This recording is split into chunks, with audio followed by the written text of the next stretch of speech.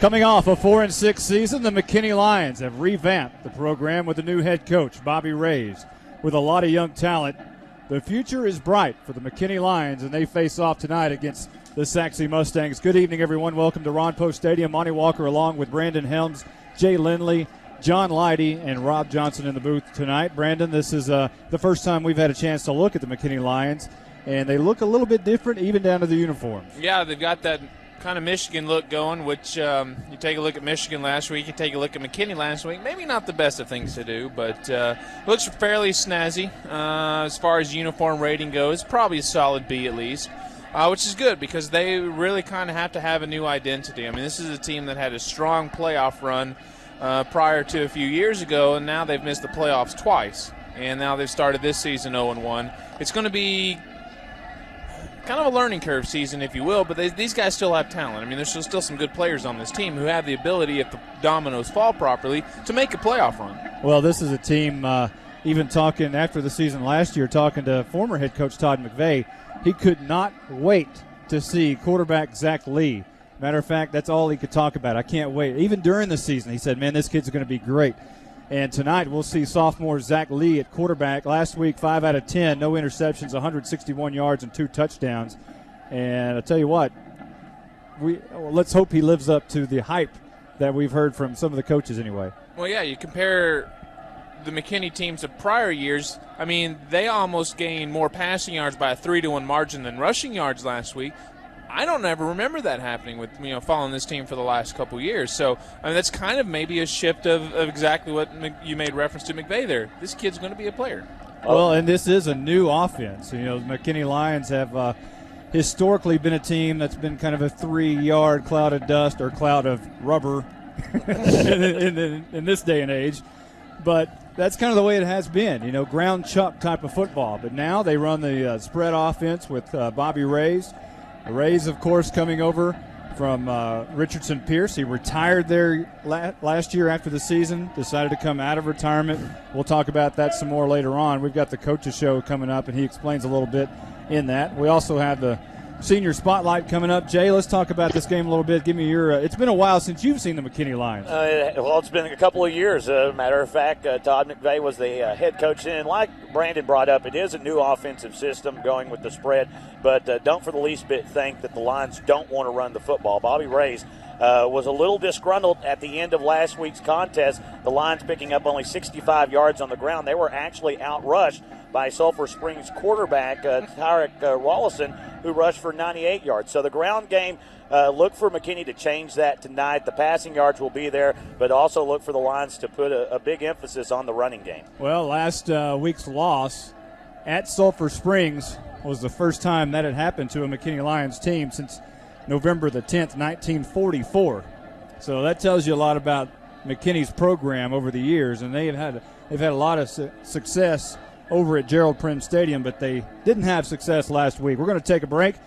Coming up is the McKinney Lions Coaches Show and the Senior Spotlight.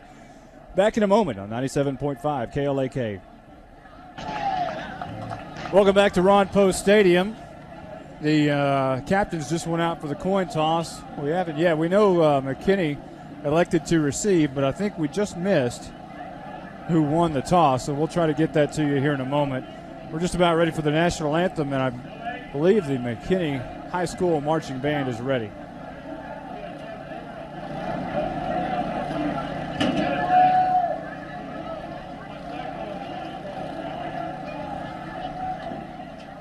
The teams are lined up, however. Well, they're ready. Here comes, we had to wait on old Sachse over there to come through, and here they run through their Sachse Mustang run through. Let's go over their uniforms real quick. They look a little bit like SMU. They have that same logo, the pony on their helmet. Same colors even. Dark blue helmet with the red pony on the helmet. White jerseys, white pants with a thick blue stripe down the side. They're blue and red are their main colors. A little bit like McKinney Boyd. They have a little bit of that same look, but they do look a lot like SMU, especially with that logo on their helmet. Well, and the red's a lot darker than Boyd's is, too. Yeah, I mean, it's like SMU was the model, but kind of question of the, I don't want to say ethics, but it's kind of odd to see the visiting team run out of the tunnel last. Normally that's a home team kind of thing. Yeah, the Lions did come out. They still have that blue helmet. Yeah. For their run-through. They haven't yet updated that to the gold helmet. And now, let's get some spray paint. Now I think we're going to have the Royal Pride Band. And I don't know if spray paint would work on that kind of thing. Probably not. Now the Royal Pride Band is getting ready for the national anthem, and we'll have that for you as soon as they start. Talking about head coach. Well, oh, here they go. Or.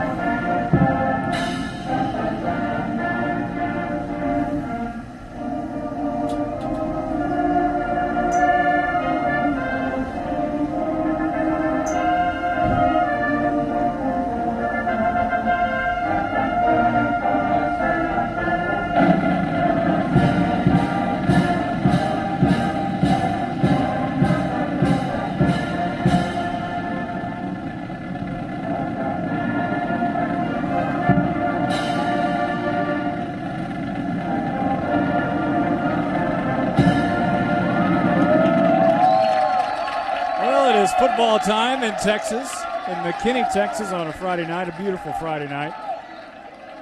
And just, in the national anthem, when you're at the ballpark or you're at Texas Stadium or something, every time you see the national anthem on a big day, opening night, you see the big jet fighters coming through here, the big planes and everything. Well, during the national anthem just a moment ago, just a little flock of birds came through here. Just, a little V-shape. A little V-shape. It looked, it was kind of a high school version of the fighter coming through. It was pretty funny. Let's check down with John Leidy. He's down there on the sidelines, and John's got a big night for us. John? Or maybe he doesn't. Guys, y'all have actually taken the words straight out of my mouth through this whole pregame show. You got SMU on the other side versus Michigan on this side with McKinney versus Sachse. You're talking about the birds flying through the national anthem. We got a slight wind coming out of the south, and we're ready for kickoff. Back up to y'all. All right, thanks a lot, John. We are just about ready for kickoff.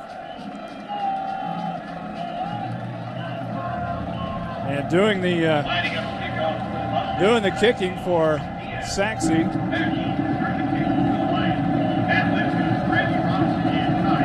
will be Sean Diaz-Coe. He had all of 19 points last year throughout the season as a kicker, and he will tee it up here. Back deep for McKinney will be Matt Lipka, Reggie Robinson, and Quentin Benson. And McKinney will be moving from right to left with their backs to the north. Reggie Robinson is the deep man standing at the goal line. The kick is up. It's in the air. Robinson wants to take it, but it's going to be taken at the 5 by actually, that is Ty Gerald. Runs up to the right side, makes his way up to about the 27-yard line, and that's where McKinney will start out, moving right to left. Across the front for McKinney, John Sumner, the left tackle, Tyler Peterson, the left guard, center Nate Leonard, the right guard, Michael Cummins, and the right tackle, Chris Philpy. Wide receivers are Matt Lipka and Quentin Benson. The slot receivers, Ty Gerald, Brandon White, and the quarterback, sophomore, Zach Lee, and he will be flanked in the backfield right now by Brett Helt, but also we'll see a lot of Reggie Robinson tonight. First down and 10, first play of the night for the McKinney Lions, moving right to left. Zach Lee in shotgun formation, drops back 3 steps, wants to throw, looks over to his left, has a man and is caught at the 35-yard line. Matt Lipka makes the catch, and that's good for about 8 yards. Yeah, and that's going to be a combination we'll see quite a bit this year. Going back to the first game, Zach had 5 completions. Not all 3 of them, because Matt caught a pass from another another quarterback there, but he caught 3 last week, and he got a touchdown out of the deal. I think this is going to be a core of this McKinney offense is the combination. Phillip White checks into the game, moves into the right slot. Brett Helt, the running back, will stand beside, and he gets the handoff up right tackle, and he has the first down and more up to the 41-yard line. A nice 4-yard gain for Brett Helt as Everett Daniels makes the stop for Sachse. Well, that's his second carry on the season. Last week he only got 1, but it went for a nice 21-yard gain. I have a feeling that we'll see the McKinney offense put a little bit more rotation in with the running backs, trying to change the pace a little bit and try to get more yards out of the deal. First down and 10 for the McKinney Lions. Man goes in motion. And they basically send 2 receivers together on each side. Here's Helt, the running back again, gets the carry. No! Zach Lee is going to be stopped in the backfield. Tyler Burgeon came up and made the stop. I thought he had handed off. It was what I thought was a fake turned out to not be a fake, and Zach Lee was knocked backwards in the backfield. Now that'll be a loss of about 5 yards back to the 36-yard line.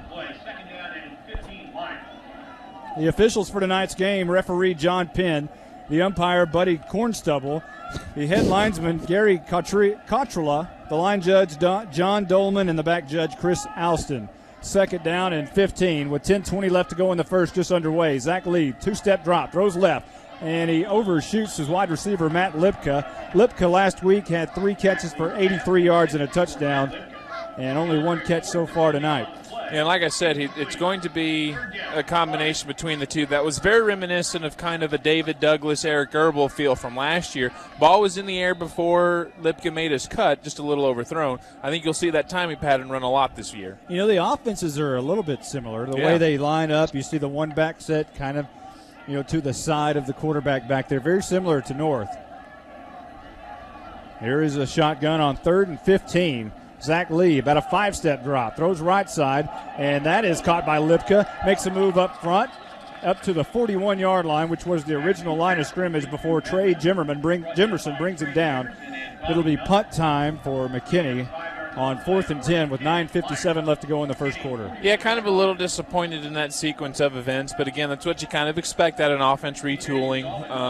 First play of that set went for a loss. That was a nice little screen pass, but Sachse defended it well. C.J. Gonzalez on the punt, and this is a high wobbly punt. Going to be taken and fumbled at the 33-yard line. McKinney says they have it, and the officials do as well. Coming up with the ball is Josh Erickson, I believe. Erickson or either Brett Helt, one of them came up with it.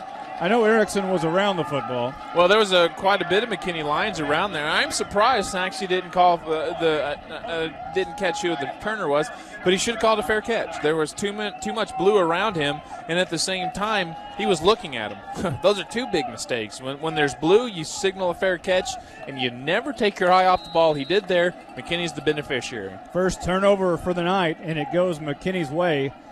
Shotgun for Zach Lee. Gerald goes in motion, wants to throw it to him in the left flat, and he fumbles the ball, and it's on the turf. I believe Gerald recovered it, though, and they are ruling that he got back on the ball, and Gerald did recover his own fumble. It's going to be a loss of about 3 yards on the play, however. Well, that should have been Sachse's ball. The linebacker there, Bobby Melton, I guess that's why he's a linebacker instead of in coverage, had the ball in his cradle. There's no excuse that he shouldn't come up with that. So not only does McKinney get the turnover, but Sachse doesn't get the turnover back, and they really should have. Gerald in the slot played a little bit of quarterback last year. And a matter of fact, he played a little bit of quarterback last week, 2 out of 7. But Zach Lee handling the duties tonight. Shotgun, handoff, and that's Robinson, and he's shifty to the left tackle down to the 30-yard line. A gain of about 5 or 4 or 5. Bobby Melton makes the stop, the strong safety for Sachse.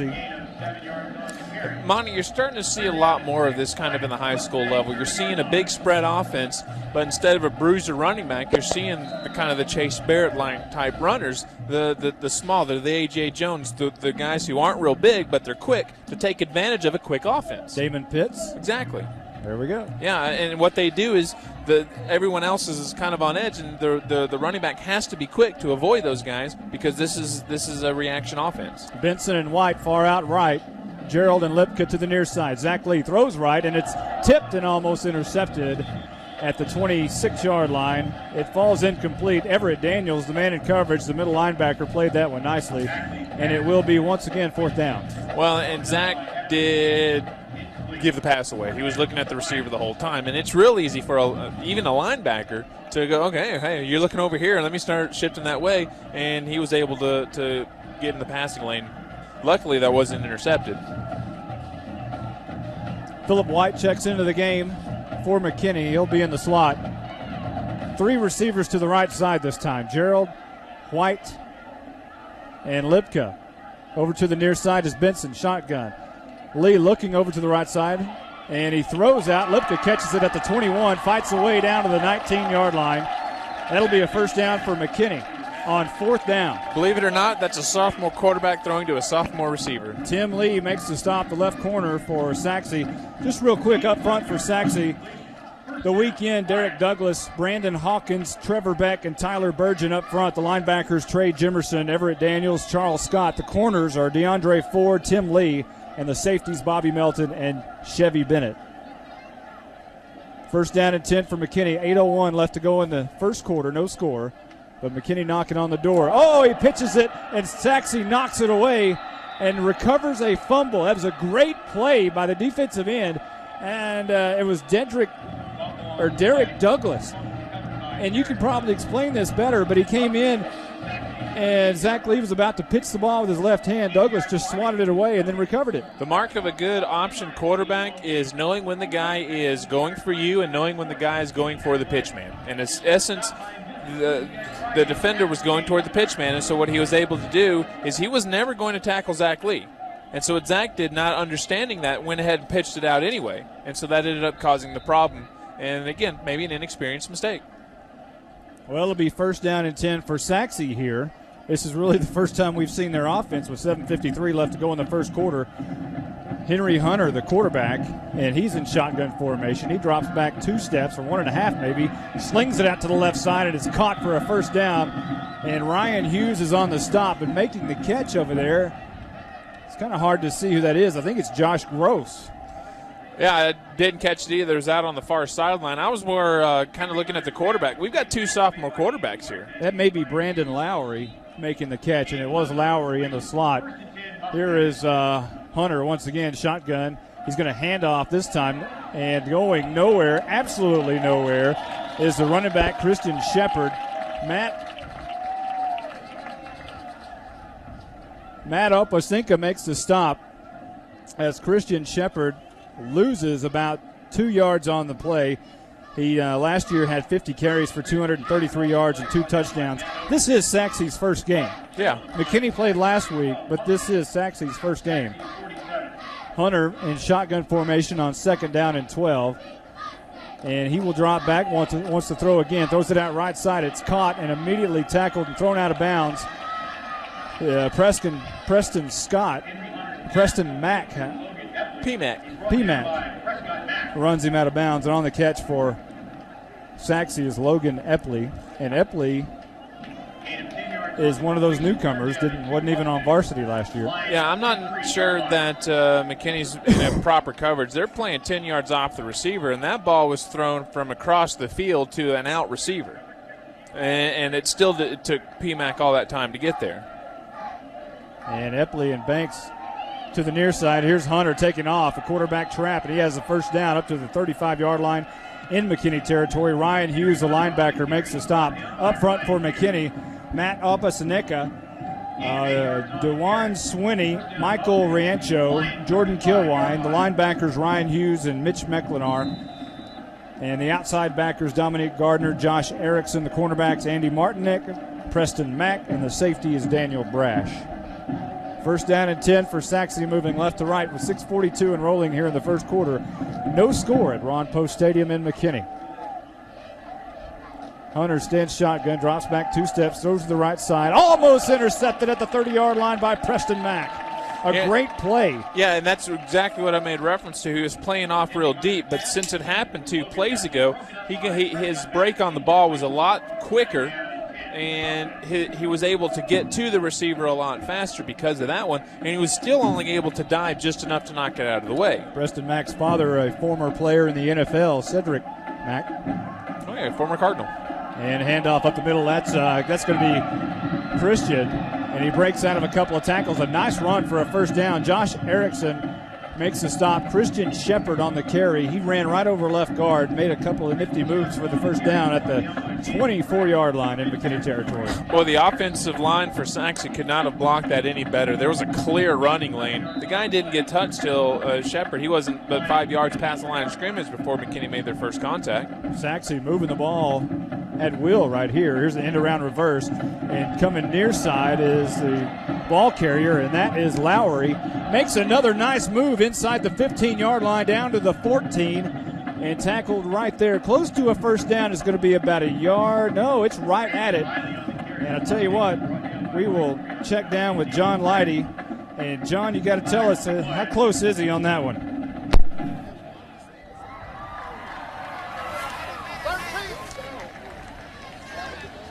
Yeah, guys, we actually have appears to be a face masking penalty on the McKinney Lions when they were trying to bring down the tackler. He actually backstepped, and the second tackler coming in actually got a hold of the backside of his helmet, so I think they're going to face mask. Back up to y'all. All right, thanks, John. So apparently he's not going to be close after the penalty. Well, that's one thing that killed McKinney all of last year was just untimely penalties. Here's Hunter rolling out right side, scrambling, trying to make a run towards that end zone and dragged down and horse collared down inside the 5 at the 3-yard line. Ryan Hughes grabbed him by the back of the neck, back of the shoulder pads, and just threw him straight down to the ground. Well, and it's good to see Hughes step up. Last play, he just got lit up by Shepard on a straight front-to-front block. Shepard knocked him on his backside, and as a linebacker, that should never happen. You should never, ever be knocked down by a back in the backfield on a block. And so he was able to redeem himself here. Essentially the old horse collar tackle, although we've got a flag on the far side. This one's against Sachse, knocking back 5 yards. So it looks like we're going to have a first and goal at the 14. So maybe McKinney could be able to take advantage of this one. 5:48 left to go in the first quarter. No score at Ron Post Stadium. Sachse looking to change that as they're inside the 20 at the 14-yard line, first down. Hunter, the shotgun formation, quarterback, throws it out at the 10, caught by Lowry inside the 5, and he's in for the touchdown. Brandon Lowry on a 14-yard pass and catch from Henry Hunter takes Sachse to the scoreboard for the first time tonight. It is 6-0 awaiting the PAT. Yeah, Lowry came out of the backfield on that one. It was a simple out pattern where he paralleled the line of scrimmage. And I don't know if they were in a zone, if they were in a man, whatever. Somehow the coverage broke down. I saw it coming a mile away. And all he was able to do once he got it was move upfield into the end zone. Here's Diaz-Coe for the extra point, and it's good. 7-0. Sachse leads back in a moment. 97.5 KLAK. Welcome back to Ron Post Stadium. Jay Lindley, how about an American Bank of Texas scoring drive recap? Well, real quick, Sachse, 8 plays, 62 yards, 2 minutes and 19 seconds ran off the clock, a 14-yard connection between Henry Hunter and Brandon Lowry, and it's Sachse 7, McKinney nothing.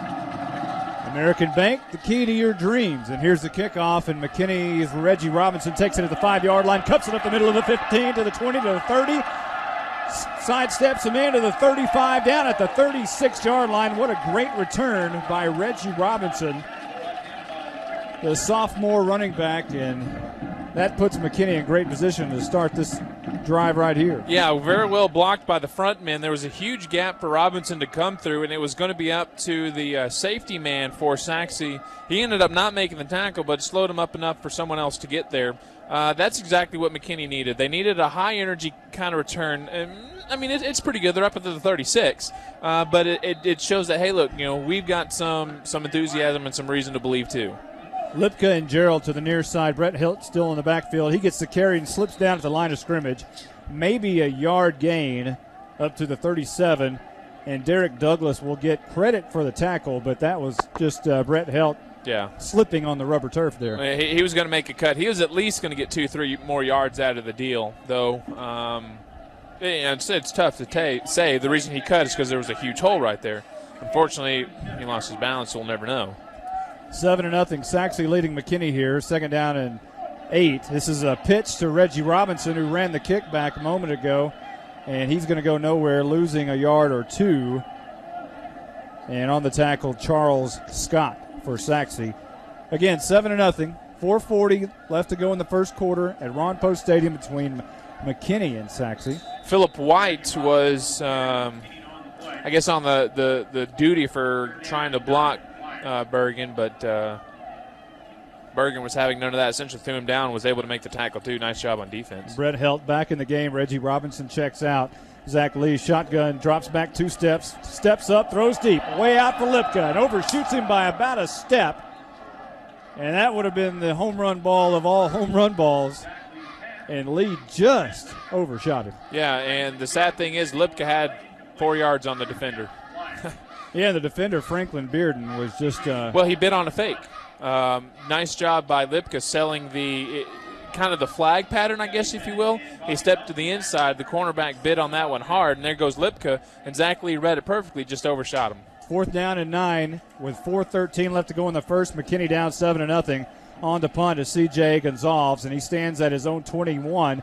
And really not a lot of pressure as he gets this one off. It's a wobbly kick, going to be taken at the 32-yard line by Sachse's Bobby Melton, and he is melted right as soon as he catches. That's one of those where he probably should have called for a fair catch. If I'm not mistaken, it was Bobby who did that the last time. Well, Andy Martinek was right there just in case he wanted to drop this one. Well, and Martinek was there last time, too. Melton needs to learn to fair catch is a returner's best friend, because it keeps you from getting pounded back there. And last time, he took his eyes off, didn't call the fair catch, saw the blue coming at him, muffed the punt, and McKinney got the advantage. This time he cradled it, but he was in such a position there was no way he was going to make a return. Don't forget, tonight we'll have the Tutoring Club Scholar Athlete of the Week, and we'll have the Torchmark Star of the Game. And here's Hunter throwing. He wants to throw the home run ball down the left side, and he overshoots his man. Great coverage by McKinney as Daniel Brash, the safety, came over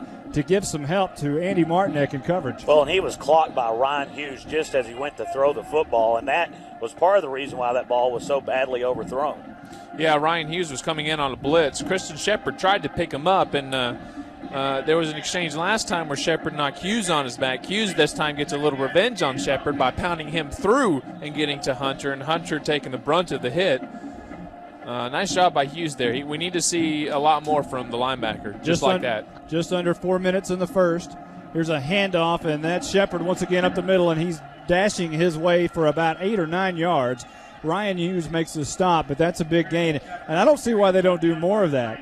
Shepard has really been able to do whatever he wants to do when he gets the ball. The problem is he's not getting the ball. Well, 3 carries for 20 yards so far tonight. He's ripping up the McKinney defense. Well, and the reason why they're ripping it up is because they're doing a trap play. They're having the left guard, in this case play, I mean, both guards have been so far in the game, running a trap, coming around, going through the right guard tackle gap and creating a nice lead block to spring Shepard. 3rd down and 1. Here's the quarterback. Hunter rolls out left side, trying to find that corner, and he just has enough for the first down. Daniel Brash makes the stop, but he barely got across that line of scrimmage, and they're going to actually give him a yard, and that's a pretty generous spot by my vantage point. Well, Brash had a chance. He was coming up from his strong safety position, and one of the things you have to do as a strong safety is not only reading coverage, but you also have to watch the out. And he got a nice little beat, was trying to do all he could to keep Hunter from doing it, but Hunter just had the field advantage there. Here's Hunter, drops back 2 steps, wants to throw once again, pumps, and then throws, and incomplete at the foot of his wide receiver. Andy Martinek was in coverage, but it was his wide receiver. That's Tronkus Banks. And Banks was a big player last year, 21 catches, 247 yards, and a touchdown, but we haven't seen much of him tonight at all. Well, so far tonight, McKinney's had a great pass rush, but I think that's lending to the problems on the running game. Brandon, what do you think? Well, on that last play, there was a receiver wide open out here in the flat on the near side, but Hunter never looked at him. 3 minutes on the clock of the first quarter. 7-0 Sachse in the lead. Hunter has to scramble up the middle, and that's good news for Sachse. He crosses the 50, has the first down at the 45, and they'll mark him down right there before Daniel Brash makes his stop. But that was a pretty good run where he turned something he turned actually nothing into something because he could have been taken down behind the line. Well, and the sad thing for McKinney is right now what Hunter does is he's looking at one receiver. If he's not open, he's going. So the coverage was good, but because it was so good, there was a nice hole in the middle of the field. Moving left to right, Hunter hands off. Shepard, right tackle, busted at the line of scrimmage, somehow shakes and banks his way through. This guy's pretty tough. He's taken down by Michael Riancho finally, but not after a 5-yard gain. He's he's shifty, and yet he's tough. He's one of those, I don't know who to compare him to. Or Dunn. Maybe. Well, right now it's the trap that's bringing him again. Coming out from the guard position was Austin Hayes. He laid a clear block on. If he doesn't get that block, of course it's designed that way, but if he doesn't get that block in, it's a no gain at the best. Shepard's only 5'10", 175, if that tells you anything. Here's a throw out to the right side, and that time he was trying to hit his receiver, Banks, and it falls incomplete. Threw it once again too low. It'll be 3rd down and 5 with 2 minutes and 1 second left to go. Preston Mack in the coverage. Yeah, and this is what we're going to need to see from McKinney is they need to put together solid defensive plays. Coverage was good on a play, but the run wasn't good. In the other case, they were coming on a blitz, would have got them, but the pass coverage wasn't good. They need to put it together here. That way they can get a little bit momentum on their favor, get some mo for the offense. And I apologize to Prescott and Mack. I've been calling him Preston all night. Here's the handoff on the in around reverse for Lowry. He's got another first down at the 35-yard line, and they'll mark him down at the 30. They'll say in between the 33 and the 34. Michael Riancho makes the stop. That'll move the sticks once again for Sachse, who's been able to do that all night. And again, that's just what I was making reference to before. One part of that play was good defensively. They didn't lose contain. Problem is pursuit wasn't there, so they were able to get the first down. 8 first downs for Sachse, as Jay Lindley tells me. My. Shotgun, and Hunter has to scramble again, drags a man on his back for 5 yards. And crazy. The man on his back was Michael Riancho. Hunter just didn't go down. Riancho actually grabbed him around the neck, and Hunter kept running, kept his feet going, and drug him for 5 yards. Well, maybe that's a little bit of an embellishment. Hunter was around the waist, so from my vantage point, it looked like, and that's easy for a runner to keep going for 5 yards. 2nd down and 5 with 1:13 and rolling here in the first. Sachse up 7-0 at Ron Post Stadium. Hunter in shotgun with Shepard standing at his left, and Shepard goes right with the handoff, and he's met after about a 2 or 3 yard gain and stopped shy of the first down. It'll be 4th down and about 3, and it's Jacoby Johnson making the stop for McKinney. Be 3rd down. Yeah. 3rd down, I'm sorry. Well, wishful thinking there, but no, what they have to do is a play just like that one again. The last couple of plays we saw that Contain did his job, but Pursuit failed. Pursuit was nice there. That's exactly what the linebacking core needs to do, and we'd really like to see him do it here. 2 men in the backfield for the first time. Hand off to Shepard, running left tackle. He's close to the first down, but a nice stop by McKinney right at the line, right at that first down marker. He's going to gain a yard, but not enough for the first. Mitch McLenar makes the stop. Did you see him just go around the blocker there? Beautiful job by Mitch. Basically, he was saying, look, I'm tired of you getting the first down. I'm not going to let it happen there. And that was a pure will play. That's the first 3rd down tonight that Sachse has failed to get. They are 3 of 4 on 3rd down conversions tonight. Well, it is 4th down now and about a yard and a half, and we see Hyden O'Hare of the punter. Looks like they don't more field goal range than anything, I would say, but this is kind of the iffy range for high school. Well, you're looking at about a 42-yard field goal, but if they're going to do it, they're going to have to wait until the second quarter, because that is the end of the first quarter, and Sachse is leading at McKinney 7-0. Back in a moment on 97.5 KLAK. In today's fast. Well, we switch sides. Sachse will go right to left now. And Hunter in shotgun formation on 4th down. Rolls out right. Being chased down. And over pursuing as McKinney gets away, and he throws it, and it's caught for a first down on the far sideline at the 18-yard line. Andy Martinek in coverage for McKinney, coming all the way across. That's not Martinek. Martinek's over here. Yeah. Well, it's got to be Prescott Mack. Well, what had happened there was Hunter was basically doing a quarterback rollout. Essentially it's a quarterback option, but a little different. He has the option to run or he has the option to throw. And Mitch McKinney did a great job of being a linebacker getting there, and then Jordan Killowee was there in pursuit. But then the rest of the defense thought Hunter was running, and that's how the receiver got open. Jacoby Johnson was in there, but over pursued. Here's Hunter on the run, throwing in the end zone, and it's intercepted in the end zone. Prescott Mack, 5 yards deep in the end zone, hauls it in with 11:44 left to go in the second quarter. Sachse up 7-0, but here comes McKinney. Well, they needed that one. It's kind of deflating. You got a whole quarter done in the books. You're sitting there starting the second one. You just had that little quarter break, and they've got a fourth down, and then you kind of blow it. And then they come back. Nice job by Prescott, and what he's going to get credit for the interception. But the defensive front seven was able to put pressure on Hunter and not give him a running lane, forcing a throw. And that should be a situation as a quarterback where you throw it out of bounds. He tried to force something. McKinney pressed the advantage. This is going to be a handoff to Reggie Robinson up the middle and not going much of anywhere at the 20-yard line. And on the stop for Sachse is Charles Scott. It'll be second down and 10 from the 20 once again. 11:30 left to go before half. Sachse up 7-0. Well, they're sticking with the run, and the nice thing that they haven't done so far is, first down run, second down pass, third down pass, mixing it up a little bit. We've seen some passes on first down. They're struggling with the run, though, because it's negative 12 yards, and, of course, that including that big fumble. Yeah, that's always going to hurt you. Brett Helt was the running back in the first quarter. So far in the second quarter, it's been Reggie Robinson. Whistles blow before this play can get underway. And it'll be a legal procedure on McKinney with 11 minutes left to go in the half. Actually, no. Timeout has been called. We'll take one, too. Back in a moment on 97.5 KLAK. Oh, my ache. Zach Lee scrambling out to the left side, and he is going to be taken down behind the line of scrimmage. About a 5-yard loss back to about a 4-yard loss back to the 16-yard line. And on the stop, Everett Daniels, the linebacker, stunning. And it'll be a long third down and 14 here. Well, designed quarterback rollout by Lee there. Not necessarily the quarterback option that we saw Hunter do, but I'm not sure just how comfortable Zach is throwing on the run, because he had especially if he's standing still, what I've seen to be an open receiver today, but he just didn't throw the ball, and it was right in front of him, so I know he saw it. 3rd and 14. This is a toss right side. Reggie Robinson, he goes nowhere. He's met right behind the line of scrimmage. Another loss on the play, and Sachse just sniffed that one out. Charles Scott on the stop. Coach Mark Behrens at Sachse, he's 48 years old. He's been around for a while. This is his 26th year of coaching. He's been at Sachse since 2002.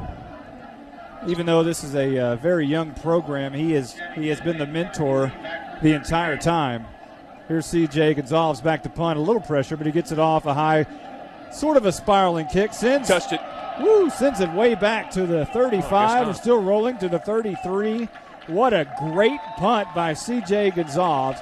And I tell you what, it was Timothy Lee back to receive that punt, and he was moving backwards. As soon as it was in the air, it went over his head and still rolled another 10, 15 yards after that. And it bounced near him. I thought he reached his hand out to try to catch it, and he touched it, but guess not. Obviously not, since McKinney doesn't have the ball. 57-yard punt. 57 yards. That helps the old average. Well, the nice thing is it gets to the end zone from out behind your back. Gives you a little room to work with on defense. 9:31 in the second quarter here at Ron Post Stadium. McKinney trailing Sachse 7-0. Sachse with the ball moving right to left. 1st and 10. Is going to hand off Christian Shepard up the middle, dancing, and runs into a pile of gold helmets and comes out after about a 3-yard gain. Mitch McKinney, the linebacker for McKinney, makes the stop. Shepard, 7 carries, 30 yards tonight. Well, and I think you're going to have to give credit to that offensive line. I mean, Shepard hit the line, but the line just kept going forward. Shepard had nowhere to go, and if you look across, we're looking at 230, 270, 230, 240, 245 across that front 5. Hunter under pressure and now throws, and Lowry does not make the catch. I thought initially he had his back to us, so I couldn't see, but the official says no. Dominique Gardner in coverage for McKinney. Well, he trapped that one. Nice blitz coming in again on the inside, forcing Hunter to rush his throw. And I'm noticing a trend. Hunter does not like to throw under distress. He has not done very well, and so when you get him moving around like that, he's making mistakes. But he does well when he runs away from it. And here's Hunter rolling out right side, throws it, and it is caught for a first down, and that's his receiver, Banks. And Banks is going to be shy of the midfield stripe at about the 46-yard line. Still in Sachse territory. Daniel Brash makes the stop. Well, see, even on that play, he was feeling a little bit of heat, and that ball was somewhat behind Banks. Banks made a heck of a catch to not only grab that one, but he was hit immediately and thrown to the ground, and he held on to it. And here's Hunter in shotgun. Sends a Lowry in motion. They're going to hand to him, running right side, off right tackle. He has the 50, cuts it back inside. He's tackled by a host of Lions, including Josh Erickson, and it'll be second down and about 4. At about the 49, now they're going to mark it at the 47, inside McKinney territory now. 8:20 left to go, second quarter. McKinney trailing Sachse 7-0. The Lions are just making too many tackles after 5 yards. I mean, it really right now as simple as that. The Sachse, even the receivers are doing a heck of a job blocking. Josh Gross let out wide left. Handoff, Shepard. Initially left guard, now left tackle. Now to the near side. He's stopped after a first down at the 41-yard line. They're going to give him the 42 and push backwards by the Lions, but not after the first. Ryan Hughes on the stop for McKinney. And I tell you what, when Sachse gets the ball, they like to hog it. They stay with the football. They get those first downs, and they keep moving them. And they keep moving the sticks, and they keep moving the sticks. First down number 11, by the way. Wow. McKinney gave up 24 first downs last week to Sulphur Springs. Ouch. Well, I'm having Jay look what the yards per rush is because it's got to be over 5 yards for Sachse, and that's not good. Hunter, shotgun, handoff, Shepard. A man drags him down in the backfield, but he meets a couple of more guys at the line of scrimmage, and Manuel Chavarria is one of them. Yeah, great job by Manuel. Again, they're running the trap, and normally it's a guard coming around and being the lead blocker, but they have no qualms doing it with the tackle either. And so, I mean, it's been really effective for him because you're having a guy who's 240 or 230 coming around full steam. Second down and 9 for Sachse, moving right to left. Henry Hunter, shotgun, looking right side, now flushed out, rolls out right, throws on the run, and it's caught and dropped. So it'll be another third down situation here. Would have been only about a 3-yard gain anyway, but here's a third and long. Yeah, first time that's happened. And again, it goes back to what I was talking about. Hunter does not like to be throw the ball on the run, and Banks had to make a heck of a job to adjust to that one because the ball was so poorly thrown in his direction. He still should have caught it. I'm not making an excuse for that. But if you're putting pressure on Banks, you're going to do Hunter. Right now, it looks like that's your best chance for a defensive stop. Third down and 9. Handoff Lowry, running right tackle. Cuts it up inside. He's got the first down and more. He cuts it at the 20. Look out, 15. Down to the 10. Makes a move at the 5, and he's into the end zone for the touchdown. Brandon Lowry with the end-around reverse on 3rd and 9 scores. And Sachse goes up 13-0, awaiting the PAT. Well, it's nice to have a 230-pound lead blocker, but at 3rd and 9, and 5 McKinney defenders touching you at some point along the way, including a couple before you get the first down. I mean, that's just. I mean, give credit to Lowry, I guess, but you gave it to him. Here's Diaz on the extra point, and it is good. 14-0, Sachse in the lead with 6:50 left to go before half. Hey, the Lions were leading at half last week. Maybe we're a reverse of trends here. Back in a moment on 97.5 KLAK. Welcome back to Ron Post Stadium. Monty Walker along with Brandon Helms, Jay Lindley, and John Leidy. Jay, how about an American Bank Texas scoring drive recap? 8 plays, 65 yards, including a 41-yard touchdown run, running 2 minutes and 39 seconds off the clock. Diaz's kick's going to be taken at the 3, and McKinney's going to return it up to the 34-yard line, and Matt Lipka is the man who brought it up. Yeah, nice job again by the front line for the Lions return team. I mean, they're giving the returners a lot of green field to advance the ball. Normally you'll see it up at the 25 on a decent cover team. This is the third time that they've got it past the 30. Got to get it going on offense here, Monty. There's no question about it. You've been dominated on offense and you've been dominated on defense. Well, McKinney only 2 first downs so far tonight, and that's a trend that's definitely got to change. Yeah. Well, I was about to say the same thing. When you're down 7-0, you can kind of see feel out the game, let it come to you. But when you're down 14-0 with 6:44 and being dominated left to go in the half, you need to get things going on offense. And here's Zach Lee throwing the ball down the field, and he's got his man, and he overshoots him once again. He was trying to hit wide receiver Mario Jackson, or Dario Jackson rather. But he overshoots him, and Tim Lee was in coverage, and it wasn't good coverage because Jackson just flat out outran him. Well, and I'm wondering because I saw a hand on the back.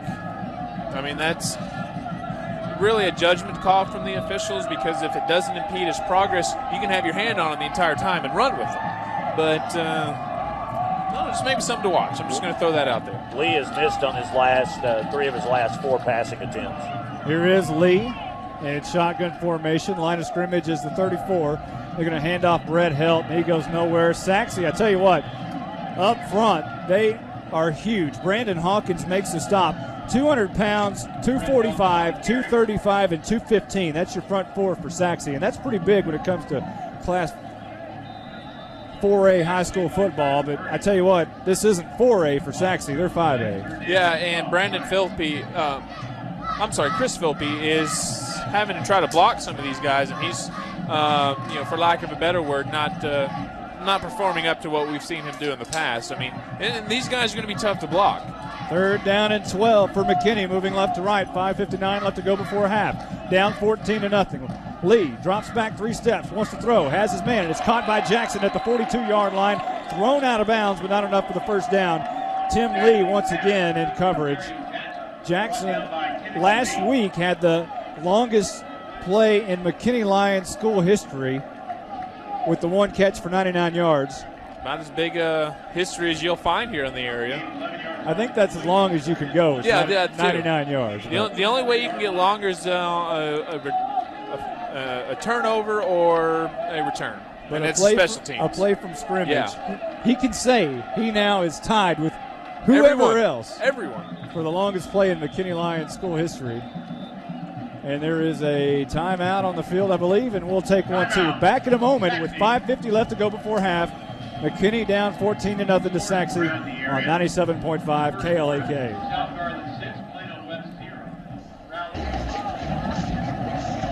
Wow, on 4th down, McKinney goes for it and runs a quarterback sneak with Zach Lee, and he gets the first down by a nose. Yeah, it's not often you'll see a quarterback sneak out of a quarterback in the shotgun formation. But that's what they did there, and the risky thing about that is you've got to go 3 yards just to get back to the line of scrimmage. By that time, you've already given away where he's going. Trey Jimerson makes the stop for Sachse, but what a risky play that is. Yeah, I like it. At your end of the field. Here's Lee on the run, and he throws, and that's going to be incomplete. The throw was in the direction of Ty Gerald, but was probably he was under pressure. He was on the run, and he just heaved it, and it just come up about 8 yards short. The thing is you're going to have receivers, just like you have others do it, run an option where if he sees the coverage doing one thing, he does it. If he sees the coverage doing something else, he'll run another part of the play. And it looked like that was the case, that Lee was hoping he was going to run it out. 2nd down and 10 for McKinney, moving left to right. 5:23 left to go before the half. 14-0 Sachse in the lead. Lee wants to throw left side, throws it wide open as his man Lipka, but he overshoots him, and it falls incomplete. And Lee has just been, I don't know whether it's nerves. I don't know whether it's the sophomore thing, like you mentioned, but he's overthrown every receiver tonight. If I'm coach, I'm just going to say 2 words to him. Calm down. It's all right. Just calm down. That's the throw he should make. But when you get a little jittery, when you get a little nervous, when you get a little behind, those passes you used to make consistently are a little bit tougher now. Brett Helt back in at running back. Zach Lee stands 5 yards behind the line of scrimmage in shotgun formation. Looks left, throws left, and this time it's on the money And for Dario Jackson. Oh, no. What a bad spot. And you're right. They give him a terrible spot, about a yard or two yards short. That was enough for the first down. Yeah. Well, I'm not going to say it was enough. It was right near the sticks, but that's a bad spot. Well, our spotter, Rob Johnson, says that he was juggling the ball. Doesn't matter. You can tell the crowd don't like it. Yeah. Well, it'll be fourth down again. Let me rephrase that. It matters in a certain situation. I don't know where he was juggling it, but the referees are having a conference, and the thing is in that case, if he is juggling it, it depends on at which point he was able to gain possession. So I'm going to give the officials the benefit of the doubt, especially since one of our own guys were able to see that and say that's what happened. McKinney taking their time here. Clock is rolling, 4:34. The ball is inside Sachse territory at the 46-yard line. It'll be fourth down and less than one. They're going to run the option. Reggie Robinson rolls out right side, has some room. He's got the first down at the 40 and knocked out of bounds at the 38-yard line. Well, again, running the option there, we saw him have a turnover on the first series that they had. You see how he did? He made sure that the defender committed to him this time. Beautiful job, Zach Lee. Robinson's got some speed around that right corner, and when he got around it, he really showed his afterburners. 2 fourth-down conversions on this drive. I like the play calling. Very risky. What have you got to lose with a young team? You know, non-district play, so see what your team means. First down and 10. Lee wants to throw. Pumps. Rolls out left. Throws on the run. He's got a man. And he overshoots him at the 8-yard line. And that's Dario Jackson once again. It was DeAndre Ford in coverage. And, man, Jackson was all alone once again. Yeah, just, again, calm down, Zach. You know, again, not an easy play that time, though. You have to make it on the run. And you're having to hope in your receiver, because I don't think that was the pattern. I think he's like, hey, you're going to get past this guy. I think it wasn't an intended fly pattern. Well, and he had Derek Douglas coming in his face as well. So, yeah. I mean, to throw it down the field, he was under pressure. Oh, sure, yeah, not an easy pass. I mean, I don't want to take that away from him. What I like about Lee, he has that quarterback look to him. When he throws the ball, you can tell he's got a rifle. He's made for a quarterback. Here's Robinson up the middle and twisted around, and maybe for a yard, as it'll be Brandon Hawkins making the stop for Sachse. It'll be third down and they'll give him maybe one. Maybe we'll call it 3rd and 9. Well, and the other thing, going back to what we like about Zach, he's got great vision. I mean, you've got to give him that. He's found receivers. He just, through nerves or whatever, hasn't been able to get him to them all the time. We can see why Coach Todd McVay was so high on this kid last year. We can see why he's starting as a sophomore. McKinney 0 for 6 tonight on third down conversions. Here's third down, and we'll call it 10 as Lee rolls left. Wants to throw on the run. He does, and he once again overthrows Lipka. And it falls incomplete. It'll be fourth down and 10. DeAndre Ford for Sachse was in the coverage. 14-0 Sachse in the lead here at Ron Post Stadium over McKinney with 3:30 left to go before the half. Yeah, again, just a simple rollout pattern this time. Feeling a little pressure. Threw downfield to Lipka. Lipka running about a 10-yard out. It would have been right near the sticks. But it was just out of his grasp. I mean, it was at the right level, just not right where he was. Hey, fourth down and 10. You going to go for it? Why not? Well, you're 2 for 2 so far. Better than your third down conversions. 2 receivers to either side. Brett Helt in the backfield along with the quarterback, Zach Lee. 3-step drop. Looks right side. Wants to throw. Throws it down the field, and it is – there could be some interference there. But I thought so. The ball falls incomplete. His intended receiver was Robert Radway, and it was on the money, but it was a great defensive play by Bobby Melton. If it was a great defensive play, or was it interference? So far, I'm going to say I'm giving the referees the benefit of the doubt. There's been a lot of close calls that have, couldn't have been. Let them play. I mean, I love that philosophy. If it's close, borderline, if it could go either way, let them play. You're a New England Patriots fan, aren't you? No, I'm an old school guy. You'll find that I'm a big defensive guy. You'll find that, hey, let them play. That's kind of a philosophy that I have. Only do it when it's an obvious penalty. Man in motion. Sachse going to hand off to him. Hunter hands off to him, and that's Banks coming that side. Look out, 50, 45, 40, 35, 30. Banks could go at the 10, the 5, and Sachse is on the board once again. They may see if he stepped out of bounds at the 48-yard line, just on the near side in McKinney territory, and I believe they did. They're going to bring that one back. So luckily for McKinney, that one is all for naught. They bring it back, and it looks like it's going to be about a 12-yard gain instead of a 60-yard gain. Well, and the nice thing about it for some of these guys is, they didn't have to run far. Unfortunately for PMAC, the cornerback on the far side, he was doing all he could to get there, came up just short as he walked in the end zone. He's probably thinking to himself and asking the officials, hey, why couldn't you have blown the whistle? I mean, he ran probably 60 yards on that play, maybe 70. Shotgun. This is going to be a handoff. Lowry, same play, right side. Shakes one defender. Shakes another defender to the 45 and out of bounds, or tackled at the 42-yard line. Tackled by Mitch McLenor with 3:02 left to go before half. Again, Sachse in the lead, 14-0. Well, Josh Erickson, an outside linebacker, was back in the backfield.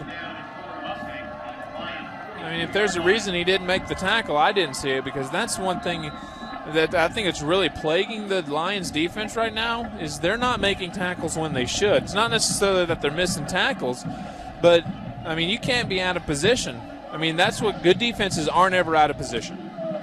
Hunter in shotgun formation, another reverse.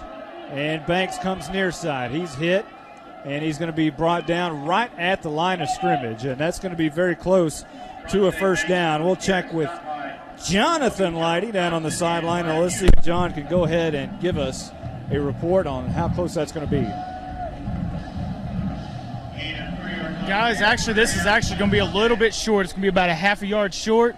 And actually, that play earlier, when you're talking about the refs on one side, the near side ref said it was first down. The back side ref said it was about two short. But this play is actually going to be about half a short. Back up to y'all. All right. John, great job as always down on the sideline. Third down and short, as John would say, and he's Christian, and he's going to be tackled Shepard behind the line of scrimmage. And what a great job by the McKinney Lions defense. Ryan Hughes shutting them down. Matter of fact, making about a 2-yard loss on the play. Well, and that's, I mean, I mentioned it 2 plays ago. They're out of position. Hughes was not out of position. Coming again on a blitz. I'm not sure if it's a run blitz or a run read blitz, but he knew that Shepard was going to have the ball. He was back there. Didn't get blocked this time and was able to hold on to Shepard into the backfield. Probably one of the best plays we've seen on defense today. 1:12 left to go before half. Note to punters, you're not welcome. 4th down and 2, and no sign of a punter anywhere. Timeout on the field. Sachse in the lead, 14-0 over McKinney. 1:08 left to go before half. Back in a moment on 97.5 KLAK.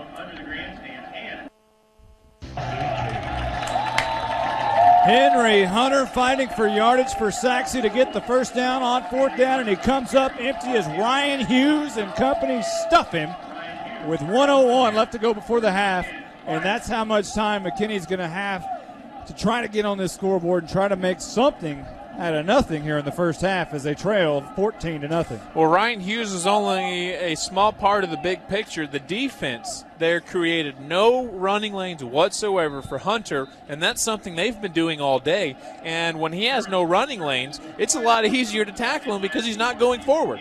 This game last year was 15-15 at the half. Ended up 35-28 Sachse, and it went to overtime. And we could have an overtime again tonight if McKinney gets on track here. And here's a new quarterback for McKinney. He rolls out and throws an interception on his first pass to the 48 down. Look out to the 30, to the 25-20, down to the 10, down to the 5, and tackled at the 2-yard line. The quarterback, Ronald Rockemore, throws a pick on his first pass of the night, and Everett Daniels is the man who intercepts it and runs it back. And maybe John Leidy has some information on Zach Lee and why Lee wasn't into the game. We'll try to check down with John and see what John has to say. John, do you have any news on why Zach Lee was not in the game? They did get a new quarterback in there who did throw the interception for about a 35-yard return. Back up to y'all. Well, we knew that, John. Well, that we knew. What we didn't know is why, and we'll try to find that out. It's probably what it is non-district game. We've got a different quarterback in there just getting him some snaps. Well, maybe so. Here's Diaz on for the extra point, and there is a flag on the play. And I don't believe that was Diaz. As a new kicker, Irahita for Sachse. It's going to be illegal procedure, I believe, on Sachse. They'll back this one up. Or if that's an interception that doesn't hurt you, I don't know how. Going back to the play, the new quarterback into the game, Rockamore, telegraphed the pass the entire way. I mean, he was looking right at it and almost looked like he was throwing to the defender. And I mean, I just can't imagine another play executed. I don't want to say worse, but not a good job there at all. Well, here is the extra point, and it is true. Boy, that's a killer. Not good. 21-0. Sachse in the lead over McKinney. 47 seconds left to go before the half. Back in a moment on 97.5 KLAK. Welcome back to Ron Post Stadium, where Sachse leads now 21-0. Jay, how about an American Bank of Texas scoring drive recap? 14 seconds, 52-yard interception return for a touchdown by Everett Daniels. And here is Lipka on the return up to the 25-yard line. He gets up a little bit gingerly. American Bank, the key to your dreams. Yeah, unfortunately, Jay, that's really not much of a scoring drive for you to kind of have to recap there. Real simple, one play, one interception, return, and hey, Everett Daniels did a great job for a big guy negotiating traffic. Well, and I hate to say this, but it didn't look like there was a whole lot of effort on McKinney's offense to try to bring him down. I mean, I saw jogging, you know? Well, look who goes back out there for another look at quarterback, and that's Rockamore. Well, I'm scanning the sidelines. I don't see anybody in terms of a winded or an injured, and I don't see Zach. Well, he's standing on the Particular- oh, there sideline he at is. the 42. Yeah. Here's Rockamore. He's going to hand off to Brett Helt, running left tackle. Oh, what a collision after about a 2-yard gain. Brett Helt was stood up, and I don't know who got the worst of that, him or Everett Daniels. Well, he fell forward, so I'm going to say Daniels. A gain of about 2 or 3, and that's a big 3-yard gain. So second down and 7, under 20 seconds now left to go before the half. Daniels was still winded from the interception return. Well, it looks like they're just willing to end the half. Well, it's second down and 7. It's 9-8 on the clock. Handoff Helt once again. And he'll gain about 3, and that'll be the end of the first half. 21-0. Sachse in the lead, and I don't think anybody saw this one coming. I know last week McKinney had their problems with Sulphur Springs, but they actually led at the half. This week, it's been all Sachse. Yeah, they're getting out physical, and there's really not a whole lot you can do. Obviously, this is a 5A team versus a 4A team, so just by the law of averages, you're going to have a little bit bigger, tougher, stronger athletes than you will at the 4A level. But at the same time, I mean, my gosh, you're not doing a whole lot to help your cause in certain situations. Well, this is, it's kind of the two polar opposites of teams. You've got McKinney, who's been around forever. They have 501 UIL victories, and you have Sachse, who has 12. Yeah, but they don't look like a They don't look like no, it. No, not they at don't all. look like it. Well, they lead tonight, 21-0. We're at the half. Back in a moment on 97.5 KLAK. 7:59 left to go in the third. Under pressure is Hunter. Throws it down the field. Banks caught it at the 26-yard line. Ball's on the turf. McKinney says they have it, and they do. It's just a question of whether he was down or not. And they say it is McKinney's ball. Joseph Blackire recovers the ball at the 19-yard line in McKinney territory, so a big fumble there. Banks made a great catch, but just fumbled the football. Well, and you're not going to get an easier fumble recovery than that one. Not a single Sachse Mustang around. The one that is on the ground tackled. All you have to do is run up and fall on it and make sure you don't kick it out of bounds or something. Which, even that's tough to do because it's at the middle of the field. So definitely a gift given by the Mustangs to the Lions. And now this is your chance to build that momentum, put a strong drive together. And look, just like I said, there's Lee out there at quarterback. Well, Lee is back. He's in shotgun formation. And he's going to hand off Robinson up the middle. Big hole for a moment. Closes down, but he gets 8 yards up to the 28-yard line. And Trey Jimerson makes his stop, but 9 yards on first down. And that's the way you want this McKinney Lion team to come out on offense and look. Exactly. But if you compare the two teams, McKinney there, in order to gain yards, they have to make moves, spin moves. On the other side, Sachse just has to be shifty. Oh, there's a defender. Okay, let me sidestep. Okay, and let me get a couple more yards out of it. Zach Lee, shotgun with Robinson standing to his left. Hands off Robinson, left or right guard, and going nowhere that time. Maybe a loss of about a yard. And it will be the defensive end, Tyler Burgeon, on the stop. 7:02 left to go in the third quarter. Sachse on top of McKinney, 21-0 here at Ron Poe Stadium in McKinney. And the lovely Ron Poe Stadium. Oh, we love it. In McKinney. You know, this thing got a facelift about, last year. Last year was the first year of this new press box. Just seems a lot longer because we like it a lot. Oh, I love this place, and we will be here a lot this year. So tune in every Friday night to 97.5 KLAK for McKinney ISD football. Lee back to pass, looking left side, throws it, and just incomplete for Lipka. Trying to hit him over there just beyond the first down mark. Threw it just about a couple of fingertips too wide. DeAndre Ford was in coverage, but that was just a pass that was a little bit too far out front. Yeah, as a former receiver, I'm going to tell you that's not a great job. First, the reason why obviously you missed the receiver, luckily it was on a first down, so that wasn't a big deal. But when you throw that madly, the defender has a chance to see it, and you're risking an interception. So that's one thing you got to be careful about if you're lead. Second down and 10 for McKinney. Handoff, Brett Helt. Running left tackle is going to gain 3 yards. And it'll be Bobby Melton on the stop for Sachse, 5'10", 180-pound senior strong safety. You know, remember in years past we had a nickname for McKinney North's Chase Bear. We called him 5-Yard Barrett. I'm almost getting to the point where I'm thinking about calling Brett Helt 4-Yard Helt, because that's about what he's getting every time he touches the ball. Nothing fancy. He gets the ball, rushes through the line of scrimmage, lowers his shoulder. A couple of people fall on him after 4 yards. So what's Damon Pitts over at McKinney North? We'll wait and see on that one. Here's Zach Lee, and he connects this time with Lipka, who gets away. 45, 40, he's gone. 30, 25, 20, Lipka scores. It is touchdown time in Texas.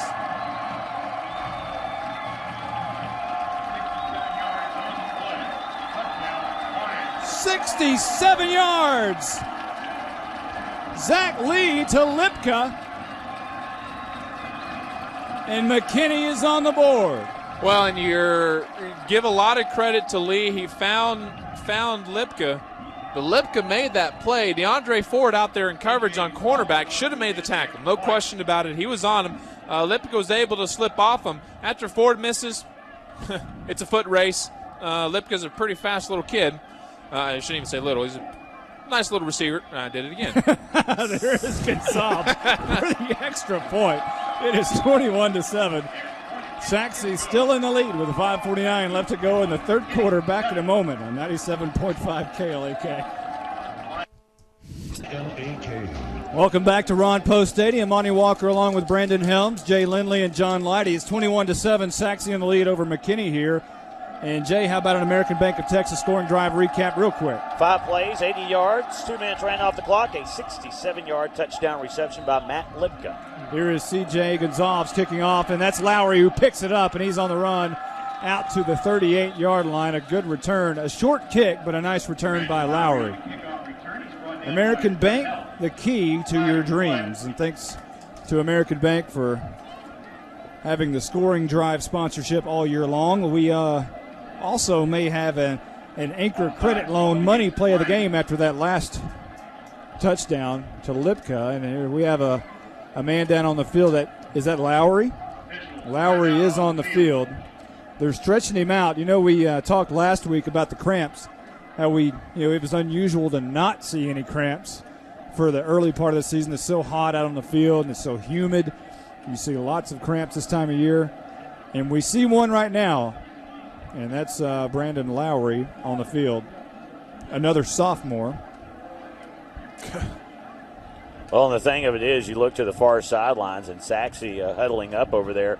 It appears as though Christian Shepard, he's ready to come back into the ball game. So it looked for a moment as though that the Lions defense would get a break. You know, it's been the 1-2 punch of Lowry and Shepard so far tonight. The two have combined for over 120 yards rushing.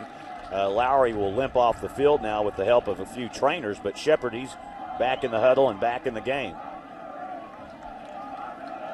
Mitch McLenar will come back out on the field now. Well, while we have the pause, we're able to talk about the last McKinney drive a little bit more in depth.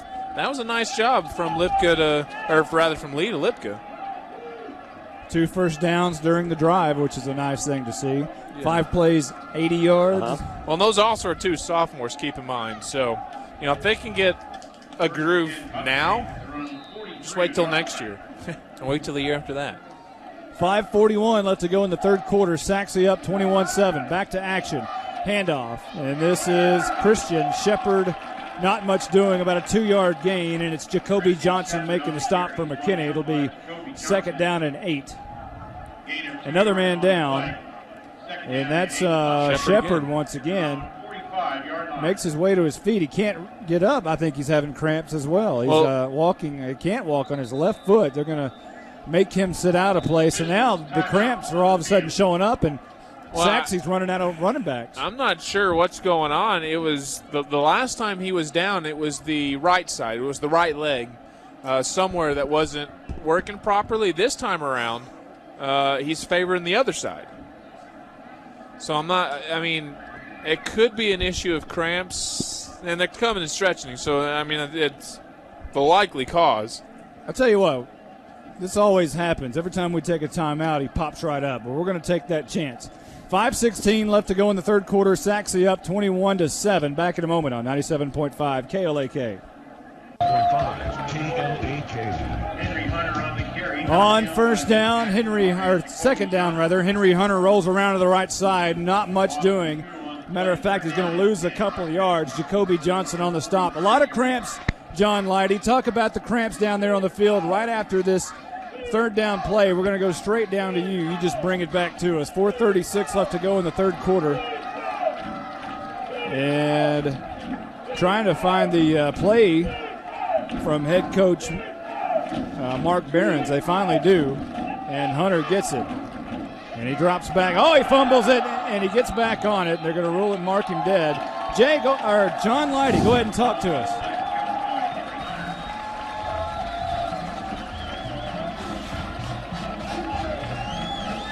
These cramps tonight are actually biting the Sachse Mustangs right now. They've come out in the second half, and they've had numerous players that have actually had cramps. I don't think they got their Gatorade at halftime like the McKinney Lions did. The McKinney Lions have come out with a spark and actually had two defensive stops and a good offensive possession. Let's see if they can get another good offensive possession coming up. Back up to y'all. All right, thanks, John. And you know what? We always bring this up this time of year. Pickle juice. Here's a punt. And this is going to be a pretty good punt after the roll there. And McKinney's going to they're going to take over about the 31-yard line. They'll be moving left to right.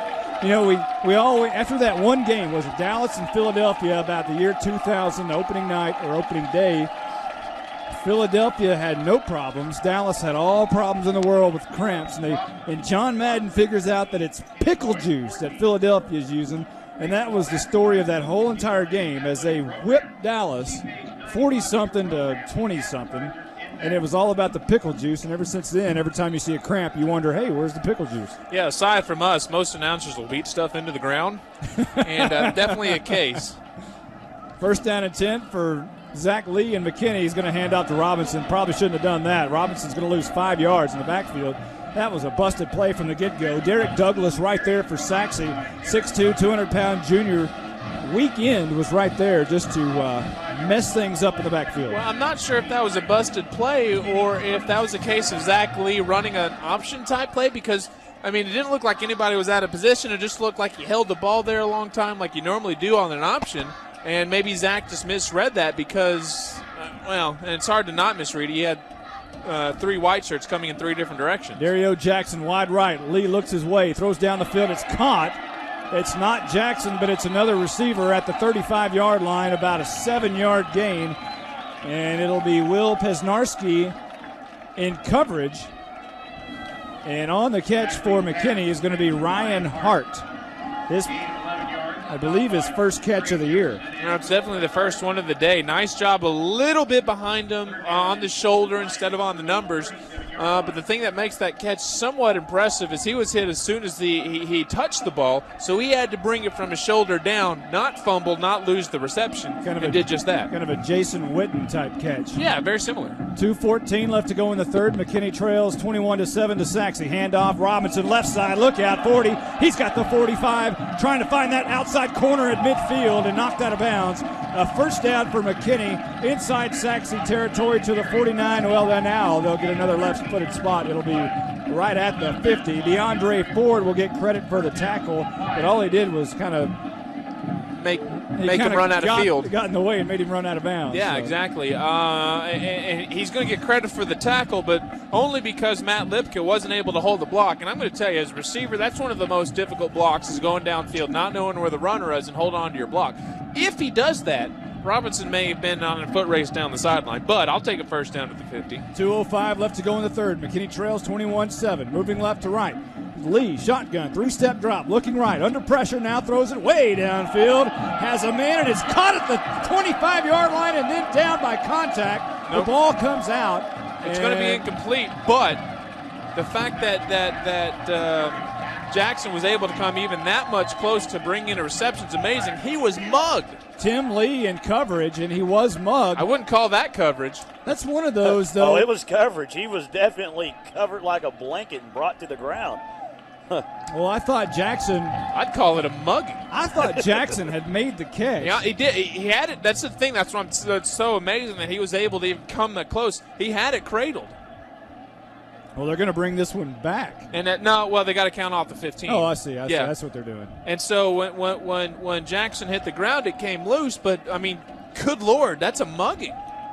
I mean, you cannot get much more blatant than that than an utter tackle. Did they call a hold? Oh, they're getting for defense. Okay. They called a hold. I disagree with that because a hold is what you do that if you're not the receiver or if it's before the ball was thrown. The ball was clearly in the air. Regardless, first down for McKinney at the Sachse 40-yard line. Shotgun and a handoff, Brett Helt. No, Lee keeps it around the right side, 35-30, 25-20. Down at the 12-yard line, a great fake by Zach Lee. Faked out everybody, including the broadcaster in the booth. Tim Lee makes the stop for Sachse, but not after a huge gain by Zach Lee. Not a fake, but that was the option that I made reference to earlier where I thought that Zach might have had it either a misread or didn't read the right person. That case he did because we've seen him just give the ball up. That's the first time we've seen him take it. And so the defense keyed on the runner, and Zach said, well, see you later. 12 yards away from pay dirt, and look out, all of a sudden if they score here, it's 21-14. Minute 38 in the third. Lee, shotgun. Hand off to Helt. No, he's going to keep it. Same play again to the 5. Fighting. It's touchdown time in Texas. Zach Lee does not know how to quit on a play. Is he a former fullback? And he fought his way into the end zone. He just would not quit. And he scores there from 12 yards out. It is now 21-13. C.J. Gonzalez comes on for the extra point. Again, same play as before, like you mentioned. You would have thought Sachse would have realized that they're running an option type play there. Zach keeps it again, but does a very fullback lower shoulder in the end zone. Gonzalez is true. It's 21-14. Look out. 1:26 left to go in the third quarter. Back in a moment on 97.5 KLAK. Welcome back to Ron Post Stadium. Jay Lindley, how about an American Bank of Texas scoring drive recap? 5 plays, 69 yards, including a 12-yard touchdown run by Zach Lee, running 2 minutes and 6 seconds off the clock. Well, here is that once again coming back into the game. I think that's Lowry who's pushed backwards by McKinney. Ryan Hughes pushes him back. He made his way out to about the 27-yard line, 28-yard line, which is a good return, even though it was a short kick. But McKinney was right there to swarm him. Well, and here's one thing, because of the way the game shifted. This is why I hate saying, well, this guy has got this much height and weight, because, that can play a factor. But there's one thing that you just can't put on a depth chart, momentum. Obviously in Sachse's favor, and you want to be honest, I think they squandered a lot of opportunities. Now, all of a sudden, this sideline's a lot more jazzed than it would, and all of a sudden they're playing a lot better thanks to it. 3 receivers to the near side. I'm losing my voice.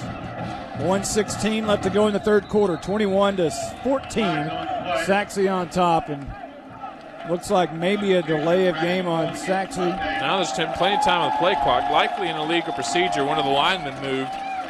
Once a lineman gets set, you can't get back up again. Well, they brought over the receiver from the far side, put him in motion, or actually he wasn't in motion. He just ran over. He was out of position. Came over to the near side for the trips set. Yep. That's 4 penalties for 25 yards tonight against Sachse.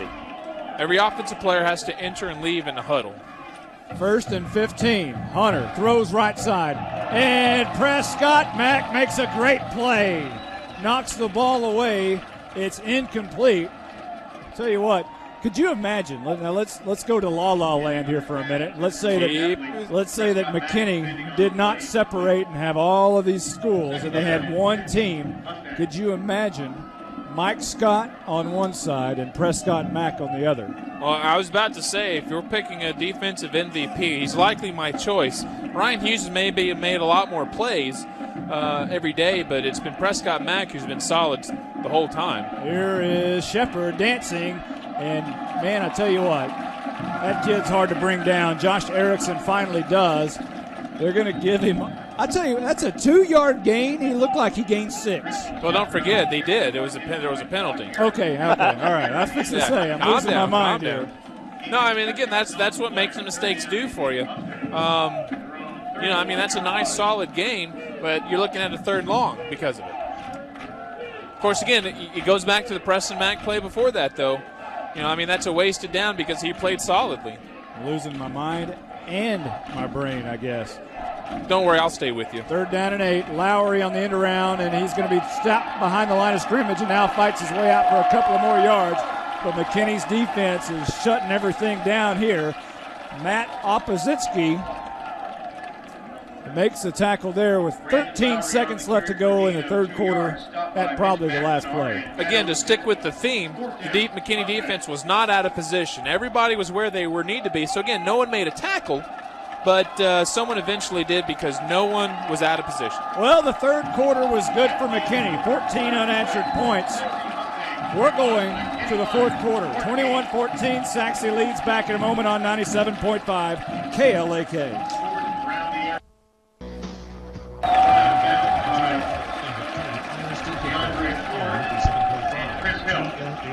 Lipka will field the punt at the 35-yard line and bring it up to the 45, so McKinney will take over. 1st and 10, moving right to left now, down 21-14 to Sachse with 11:50 left to go in the game. McKinney had a great third quarter. They went to half trailing 21-0. They come out of the third quarter 21-14. Yeah, they've done a great job. Let's remember it was a Banks fumble the beginning of the half when it looked like Sachse was well on their way to another one. That got McKinney on the board first with their next offensive drive, got a 3-and-out, and then they scored again. Lee back to pass, looks right side, has his man. Caught Jackson making a move at the 50, cuts to the 45, look out down at the 40-yard line, ball's on the turf, and he got hit from behind. The ball fell out. McKinney got back on it. No, Sachse has the ball. That's one thing that can kill you when you're making moves. If you're not running forward, I guarantee you somebody on the defense is. And they came from behind, poked it out, and Sachse was able to fall on it. And that's the 2nd consecutive fumble by Dario Jackson. He fumbled on his last reception, so back-to-back fumbles. Talk about a drive killer right there. Everett Daniels makes the play once again. Everett Daniels, again, the man who intercepted Rockamore's pass and ran it back to the house. He was the man who came up with the football here. That's one you got to eliminate. That's a mistake you have to eliminate before district. Well, exactly, and at this point what you've done is you've taken the momentum away from you. Clearly, I mean, the sails are less inflated now. Well, and you've given it to them. But you have cut the lead, 21-14. Yeah. A lot of time left to go in this football game. 11:37 to be exact. Down 21-14. Whistles will blow before this play can get underway. Play clock clearly says 0.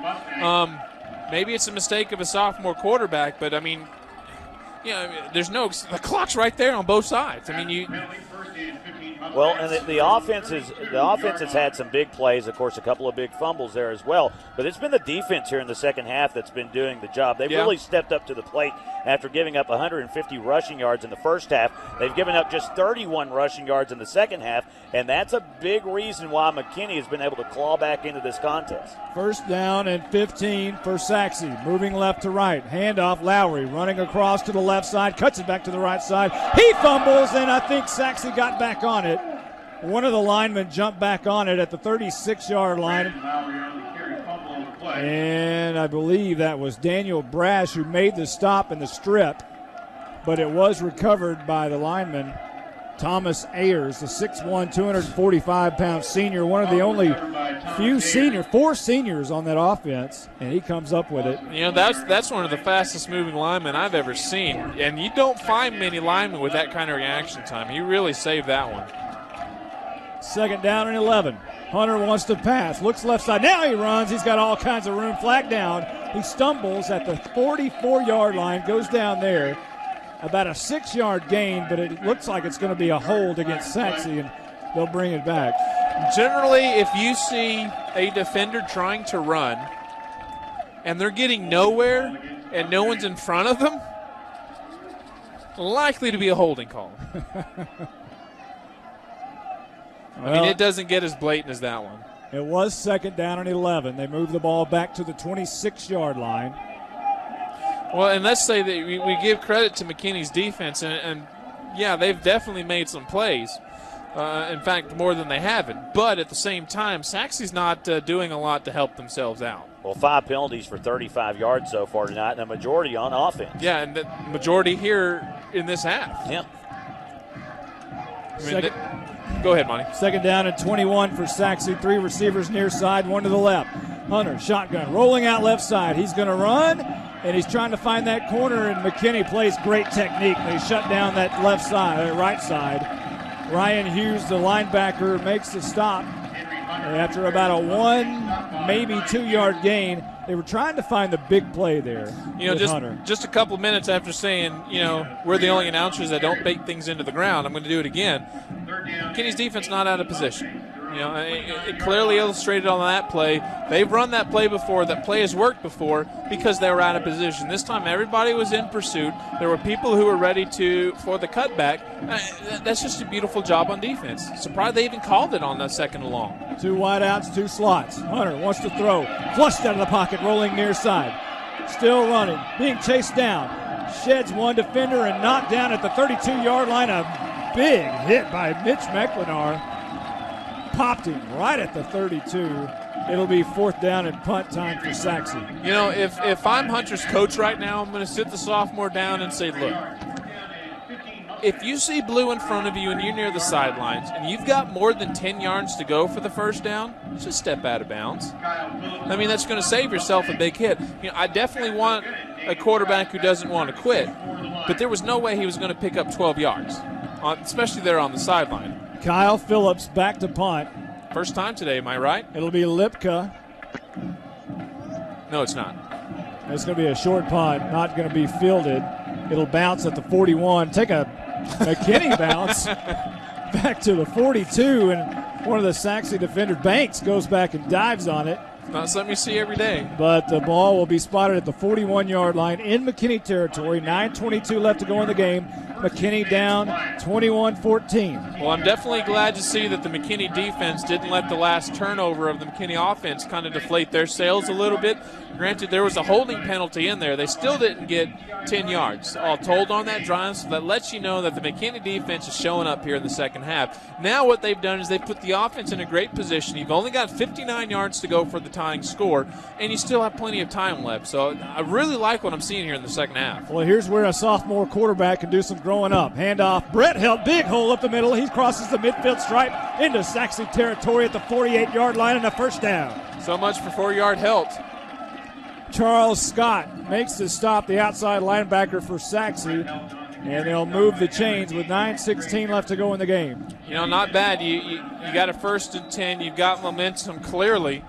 And the very first play of this drive goes for 11 yards. Ryan Hart checks in as the slot receiver on the right side. Split out wide right is Brandon White. Near side is Lipka and Ty Gerald in the slot. Lee, the quarterback, with Brett Helt standing right to his right. In shotgun, handoff to Helt. Lee's going to keep it around the right side again, 40. Down to the 35, down to the 31-yard line. Zach Lee, that play has worked 3 times in a row. Makes me wonder if it hadn't worked before, if it was because Lee was not reading his reads properly. Everett Daniels on the stop, and you may be right, but Zach Lee, he's making the play. No question about it. He fakes the hand. Well, no, he's reading. It's not a fake. That's the whole thing is if this defender is going toward him, he gives the ball. That's the Brett Helt play. The play prior, because the guy was going at Lee, he gave it to Brett Helt, and he was able to make the play. I mean, that's how the quarterback option works. Well, Lee was down, so he has to come out for at least one play. So. Well, he did take a monster hit, but I'm going to ask you a question, Monty. Is Sachse's defense tired? They've been nothing but out on the field this half. They could be.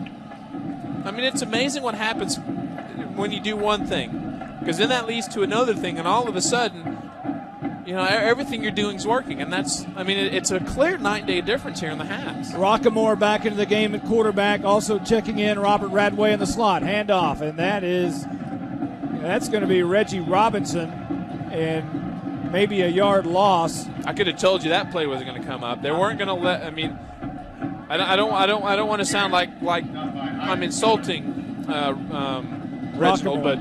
Yeah, I mean, it's a situation where the last time you were in, you threw an interception, and then you only handed the ball off a couple of times. Right now, Zach's really flowing. And Zach's back into the game. 2nd down and 11. 7:59 left to go. McKinney trailing 21-14. Shotgun for Lee. Drops back 1 step. Rolls out right. Flushed out. Has to throw it, and he throws it out of bounds and incomplete. Smart. Threw that one away. Isaac Miller was all over him in the backfield. Well, let me ask you a question here. What would you rather have, a 3rd and 11 or a 3rd and 18?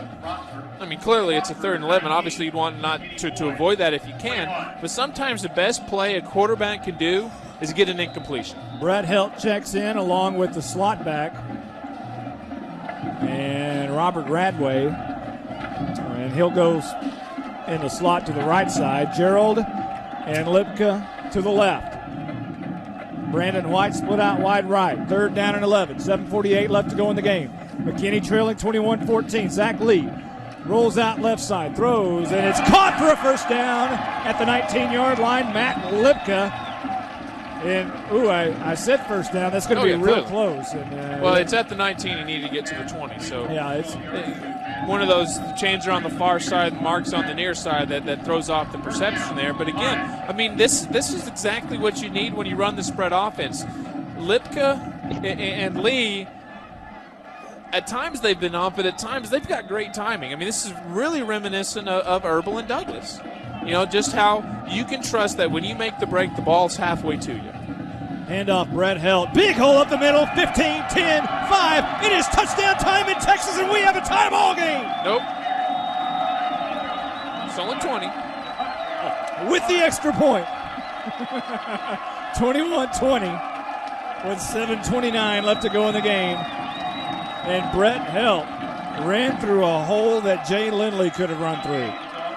Well, let's not go too far there. No, but I mean, they're outsized. Yet somehow, just because they're doing something that's working, they're able to put the punch to Sachse. Right now, Sachse looks nothing like they did in the first. Oh, I spoke too soon. Gonzalez misses the extra point. It's 21-20. 7:29. I hope you feel good about yourself, Monty. I have a feeling you'll be getting emails about that one. Hey, I'm not giving my email address out. 7:30 left. 7:29 on the clock. 21-20. McKinney Lions down to Sachse. Back in a moment on 97.5 KLAK.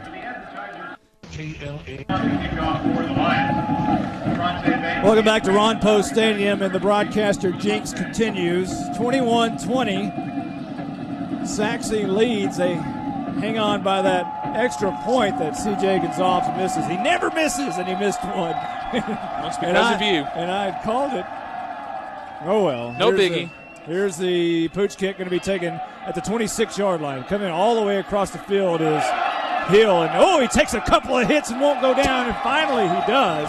And that's actually Tim Lee, the returner. He makes his way up to the 30-yard line. They'll give him that spot. Yeah, nice job in coverage there by Phillip White. Again, I've talked about it on defense. He wasn't out of position, and after the third hit, he finally says, okay, I'm done.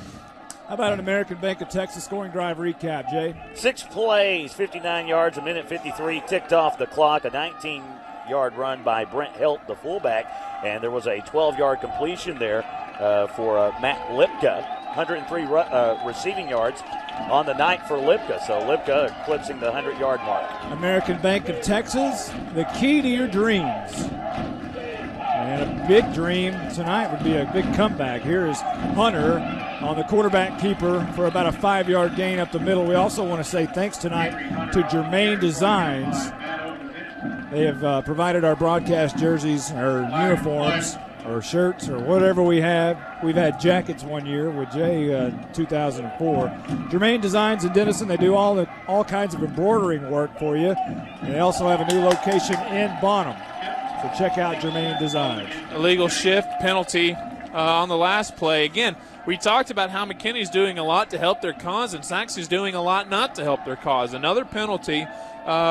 Hunter, the quarterback keeper, was able to get about 5 yards on the last play, but instead it's going to go 5 yards the other way because the offense can't find its motion. Now let's remember, this is McKinney's second game and this is Sachse's first, but there's no excuse for those kind of penalties. That's what you practice over and over again.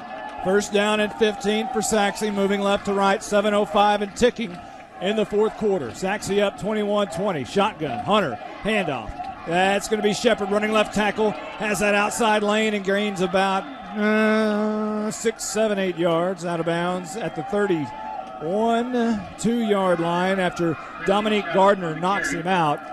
It'll be second down and 7. So now let's look at that. You took a 5-yard gain off the board, put it with a 5-yard the other way, and now you're looking at second and 7. It would have been second and 5 last play. Count that play, and they've got a first down again. Right now what I think McKinney needs to do is make sure that they don't get overconfident, they don't get over-jittery, just play how you've been playing this half. Second down and 7. Hunter keeps it up the middle. Not much doing there as a bunch of gold hats swarm around the 35-yard line and knock him just shy of that. So it'll be third down and about 5 with 6:41 left to go. And another stop by that big defensive line by McKinney. Well, and that's, I say it again, but in this situation, you look at Hunter, he is trying to make a play, juking, but he's got nowhere to juke to. So in essence, he's just basically going back and forth in the backfield because everybody is doing what they need to do. I mean, this is fantastic. Big play here for that McKinney D. 6:11 left to go in the game.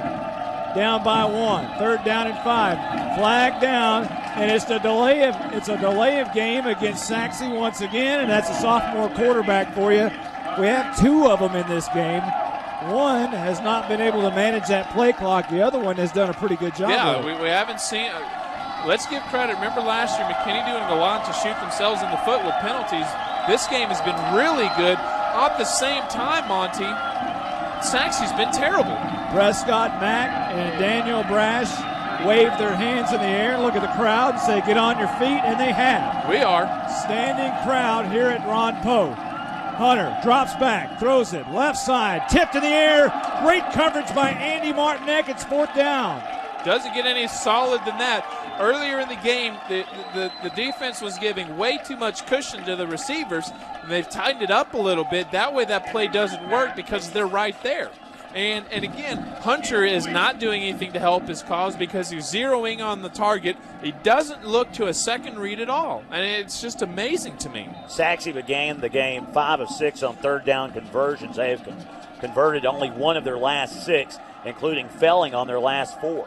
Brash and Lipka back to return this punt. It's a low line drive kick, bounces at the 42, takes a great Sachse bounce all the way inside the 25, inside the 20, to the 19-yard line, and what we thought would be great field position for McKinney turns out not to be. A big punt. 51 yards on that move, and by allowing the bounce, I mean, that's what caused it. It's a 30-yard punt and a 21-yard roll. That's the old Bill Parcells rule. You have to catch the ball in the air. Well, you must catch the ball in the air. And the thing is there's a situation where you don't. And that's when your heels are at the goal line. In this case, you're at midfield. You've lost 20 yards in field position, and the difference is it's a low liner. Yes, it's hard to field, but there weren't a whole lot of white jerseys there to make sure that you were going to field that one, and so you shouldn't have been nervous or jittery. First down and 10, 5:36 on the clock. McKinney down by 1. Lee wants to throw. Lipka in and out of his hands at the 29-yard line. Would have been a first down, but it was dropped a little bit behind him, but probably a ball that Lipka would say he should have caught. Franklin Beard in coverage, but Lipka was wide open. I can guarantee you his hands were down below around his hip and his eyes were starting to go ahead. I mean, that's clearly all that is taking your eyes off the ball. And you know what? He would have had a running room because the guy on him, if he doesn't make the tackle, it's going to be similar to a 67-yard touchdown run. Not saying he would have scored because defenders were close, but what he was doing was thinking about running a lot more than he was thinking about catching. Second down and 10, 5:33 remaining, 21-20, Sachse in the lead. Lipka near side. Moving right to left, McKinney, and a flag will... No, Lipka makes the catch at the 30, at the 45-50. Look out, down at the 40-yard line. I could have sworn I heard whistles blow before that play. It's not homecoming. Lipka is down at the 38-yard line. He limps off. Uh-oh. Looks like he's favoring that. Looks like a right ankle or maybe a cramp. Maybe a cramp. Okay, it's cramp. They're stretching. It's always good to see when they're stretched. Chevy Bennett makes the stop for Sachse. A big gainer there, and I thought they 43 yards on the pass and catch, but I thought. How about that? We have seen McKinney.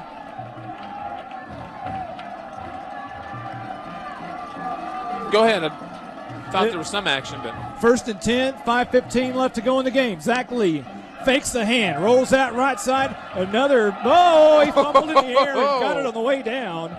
It comes down with it at the 34-yard line. Everett Daniels once again on the stop. Again, that's the same play. Zach Lee will act like he's going to hand it off to Brett Helt and then keep it and run around the right tackle. And there's always a little seam and at least 5 yards for him, and he picks up 4 there. Well, he's not acting like he's going to. He's reading the defensive end. You see him come in. After getting burned by Brett the last 2 plays, he goes to tackle Brett, and that's exactly what Zach is looking for. If the defensive end goes to him, Brett keeps it. Second down and 6, 4:35 left to go. Handoff, Robinson, and he's met at the line of scrimmage. Not much doing there. Robinson hadn't had a whole lot of luck tonight. Derek Douglas makes a stop for Sachse. Robinson has struggled tonight. 12 carries for just 24 yards tonight. That one there going for a loss of 1. And see, again, exact same play, just going into a different direction. And this time the defensive end, Tyler Bergen, was keying in on Zach, and so Zach handed the ball off. The option is a great way to take a defender out of the equation without having to block. Under 4 minutes to go in this game. McKinney trails by 1. 34 yards away from pay dirt. Zach Lee, shotgun, looks right, wants to throw, throws right. He is bumped by a defender.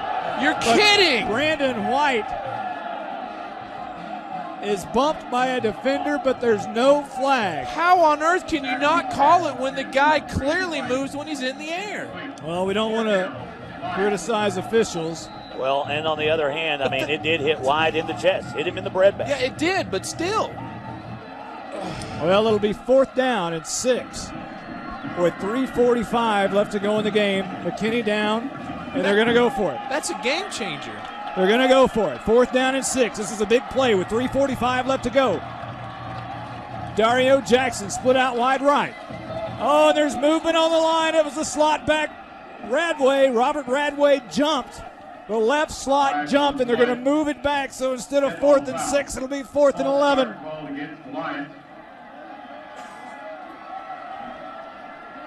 $3:45 to go, and you've got to go for it. I mean, you don't want to punt the ball to a team that has 18 first downs or whatever it is in this game. And now if you're a McKinney fan, you despise the non-call from a minute ago because you take that and add it with the 5-yard offside penalty. You know what? I wouldn't mind putting it in the hands of my defense. Here we go. 3:31 and ticking. Lee drops back 3 steps, looks right, no pressure, throws it right. Ty Gerald, it's incomplete. Great job by Bobby Melton in coverage. Yeah, I mean, that's clearly, if he doesn't make that tip, it's good to go. Now, I mean, exactly what I said before this last play. It's in the hands of your defense. They have done nothing to show me here in the second half that they can't rise to the occasion. Well, you're right. The ball turns over on downs here. It'll be Sachse with the ball at the 39-yard line in their own territory with 3:23 left to go. McKinney desperately needs a turnover here. And you can bet that Sachse is going to be very conservative with the football here. You would think, anyway. Well, I wouldn't. But Hunter's been held on the ground here in the second half. 10 carries for just 5 yards after racking up 30 in the first half. Well, they're being conservative on first down, handing off to Shepard. And he gains 3 yards.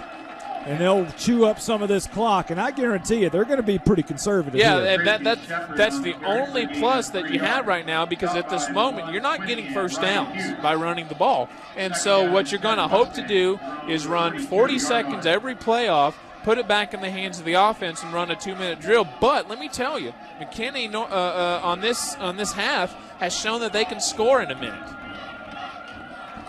2nd down and 7, 2:49 and ticking. They'll run the ball again here. And the tackle moved early, but no flag. Hunter keeps the ball around the left tackle, and he's stopped for a loss. All the time out. Ryan Hughes on the stop. It'll be 3rd down. Good. And I saw it. The right tackle was pulling. He pulled out a little early and took off down the line, but they did not throw a flag, and it'll be 3rd down. 2:33 left to go in the game. McKinney trailing 21-20. Back in a moment on 97.5. Welcome back to Ron Post Stadium. 21-20. Sachse in the lead with 2:33 left to go in the game. They have the ball at their own 42-yard line. It'll be 3rd down and 7.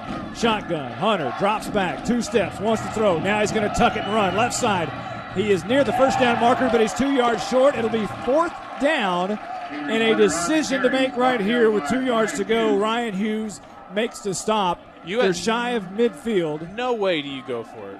Not a chance. And that's the biggest pickup of the second half for Hunter, a 6-yard gain. That tells you just how the McKinney line defense has been able to keep him in check. Well, and it's the guy who made the tackle that's leading the charge. Ryan Hughes has done a fantastic job leading this defense. Him and Prescott Mack have really elevated the game here, because they were getting dominated by the front 5 of Sachse in the first half. That's not the case here. By running the football, they have been able to run the clock down to 1:46 and rolling here. They'll take a timeout and decide on whether they're going to punt this one away. We're going to keep it right here. 1:43 on the clock, 21-20, Sachse in the lead.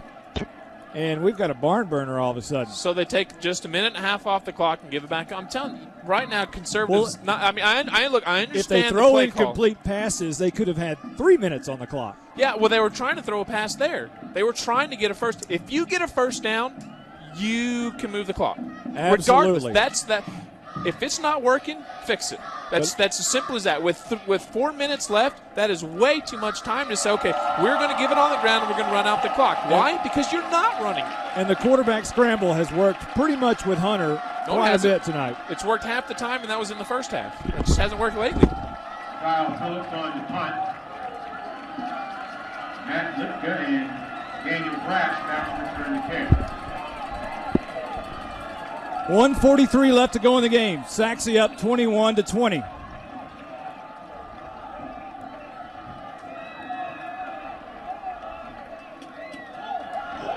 It's a low punt, nearly blocked. Going to bounce at the 27-yard line and down right there. So looks like, 28 rather. Now they'll actually give him a 29. So McKinney, you know what you have to do. You've got a long way to go, and you've only got a minute 36 left to go. Well, they've scored in that amount of time this half. First down and 10 for McKinney, and Zach Lee and company will come back out. You know, we assume Zach Lee. It'll be Brett Helt, and there is Zach Lee coming out. 2 receivers to either side. 2 men wide out, 2 men in the slot. $1:36 on the clock, down by 1. Lee in shotgun, rolls out right side. Under pressure, heaves it, and it is caught by Jackson at the 40-yard line. First down, clock will roll after they move the sticks. On the stop is Tim Lee. The clock is stopped with 1:28 for a moment.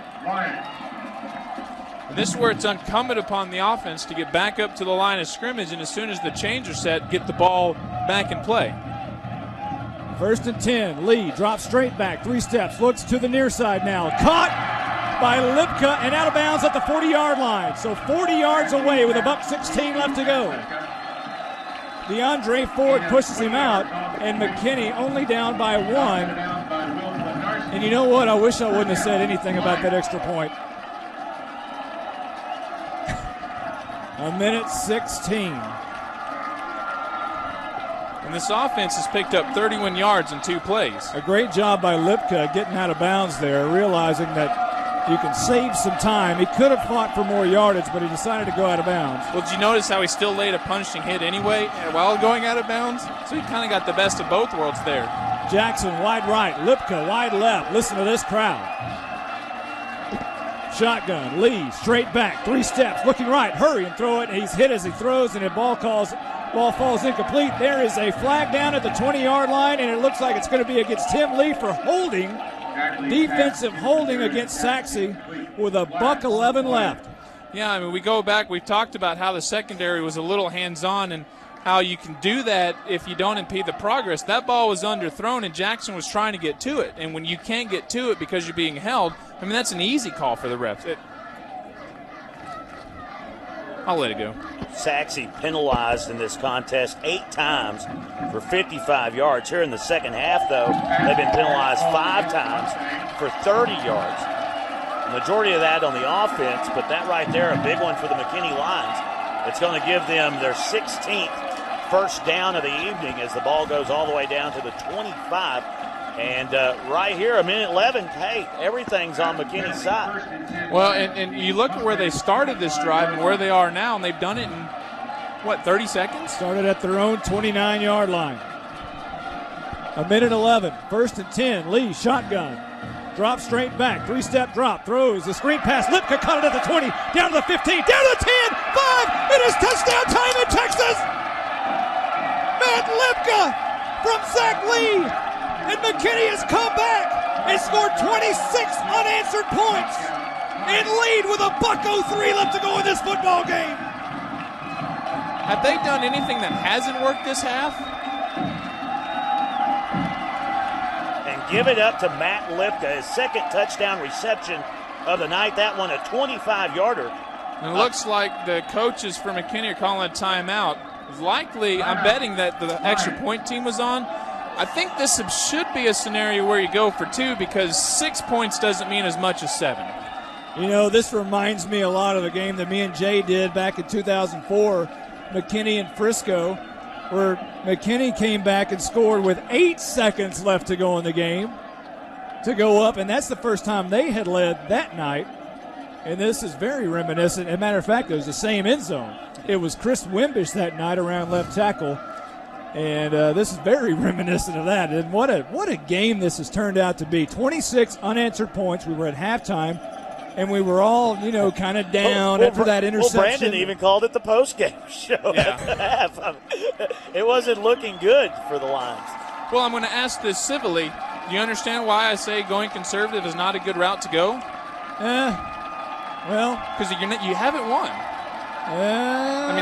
This is exactly what I was thinking. I'm not going to get into that. We obviously disagree. Agree to disagree, boys. We obviously disagree. Well, that's what I said. Subject. Ask civilly. Because, this is exactly what McKinney has done all half. They haven't had a grinded-out drive. That's how they've been able to score 4 touchdowns. Well, what do they have in the trick bag here on the extra point? We'll see. I don't think maybe necessarily tricks. You know what? I like that read that we've been seeing that's been really working with Zach and Brett. You generally don't see a run on a 2-point conversion, but make the defensive end commit to one person and see what the other can do. Lee in the shotgun. They're obviously going for it. Going for the 2-point conversion. The fade route in the end zone to Jackson, and it is incomplete. Nice coverage over there. Franklin Bearden. Bearden did have good position. And it was a little underthrown. But McKinney has the lead, 26-21. Unbelievable game. $1:03 left to go in the game. Back in a moment on 97.5 KLAK. Oh, baby, what a game. What a game, what a game, what a game. 26-21. McKinney has come back with the 26 unanswered points. There's 1:03 left to go in the game. C.J. Gonzalez will kick it deep down to the 15-yard line. Going to be taken there up to the 40, up to the 45, and down at the 38-yard line. I'm getting ahead of myself a little bit. Knocked out of bounds. How about an American Bank of Texas scoring drive recap, Jay? 3 plays, 33 seconds ran off the clock, 71 yards total. And, of course, that 25-yard touchdown reception by Matt Lipka, his second of the contest. He's got 167 of his 191 receiving yards here in the second half. American Bank of Texas, the key to your dreams. How are these fans still sitting down? I mean, this has got to be one of the best games we've broadcast in my 3 years here. I mean, it's definitely a top 5, no question about it. And you know what? I'm glad we have a good game to call. Obviously we're having a lot more fun now than, no offense to a slaughter and a win, but these games are easy more to. It's a little bit easier doing this game than it is 49-0 in the second half. I mean, like you say, no offense, McKinney North, keep doing that. Yeah, absolutely. Keep doing that. I mean, it's a catch-22. Do you want them to stop to have fun, or? Yeah, these are great games. These are games that you remember. Like I say, I can remember back to that Chris Wimbish game 4 years ago, whenever it was. And this just reminds me of that game so much. And this is a classic, much like the classic we did in our final game last year with Highland Park and McKinney North. Yeah. Those games you just don't forget about. And this one is definitely one of those. And hopefully these are ones you don't forget about with your team picking up the victory. Now, let's not, put horses before carts and things like that. I was thinking that because I did. I'm the guy who called the extra point before they actually There's still 56 seconds left, but let's remember that Sachse doesn't have a whole lot of big play capability that we've seen today. We saw them run the ball for big yardage, but I'm going to tell you, you're not going to run the ball here. Well, they had a big play, but he happened to step out 12 yards instead of taking it. That's true. House. Their longest completion of the night, 14 yards. Here's Hunter back to pass. He's in shotgun formation. Their left side of their offensive line moves, and they'll back it up 5 yards. So 56 seconds left on the clock, and Sachse jumps off sides.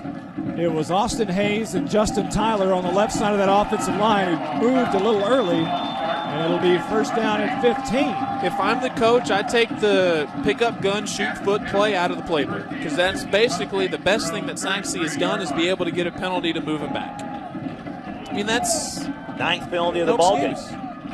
No excuse for that. 56 seconds. Fake the hand. Hunter looks downfield, rolls route right. Throws it outright, and Prescott back almost makes the interception. It's in and out of his hands. He made the leap and grab. He leapt, had the hands on it, but didn't grab. Yeah, maybe got a little too much. And going back to the penalties, what I'm saying there's no excuse for. Some of you may be saying, well, it's the first game of the year for Sachse. It's the type of penalties there's no excuse for. Delay of games. It's not like they're, the couple of holding in the secondary type thing. Hey, I can understand those. I mean, this is stuff like we're moving before the snap. You know when the ball snaps. Second down. Hunter wants to throw left side. Undershoots his man. It's third down and 15. 43 seconds on the clock. It looks like we've got a little bit too much celebration for my comfort going out on the McKinney sideline. You're just a big play away from getting back on the shallow side of the score. Well, here they've came out and thrown 2 passes and taken 13 seconds off the clock. And gone backwards 5 yards. And gone backwards 5 yards. That's right. McKinney up 26-21. It's been a classic tonight at Ron Poe. 3rd and 15. Hunter drops back 3 steps. All kinds of time. Now he's flushed out. Now he's having to run. Tucks it up at the 40. Knocked out of bounds. Ooh, be careful on that late hit. Out of bounds at the 42. They do not call anything as it was Josh Erickson in pursuit. He does gain enough to make it a 4th down and 5 situation with 34 seconds left to go. The saving grace was he could have hurt Hunter a lot more than that, and I think the officials probably took that into account because when you get going, you've got to have at least a step or 2 to slow it up a little bit, and I think that worked in their favor. But you're absolutely right. If they wanted to, they can.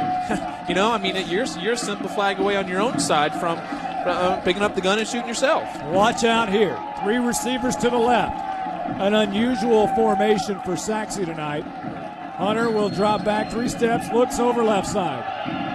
Throws it left side. Undershoots this man. And it is win time in Texas for McKinney. First win of the year. They are now 1-1.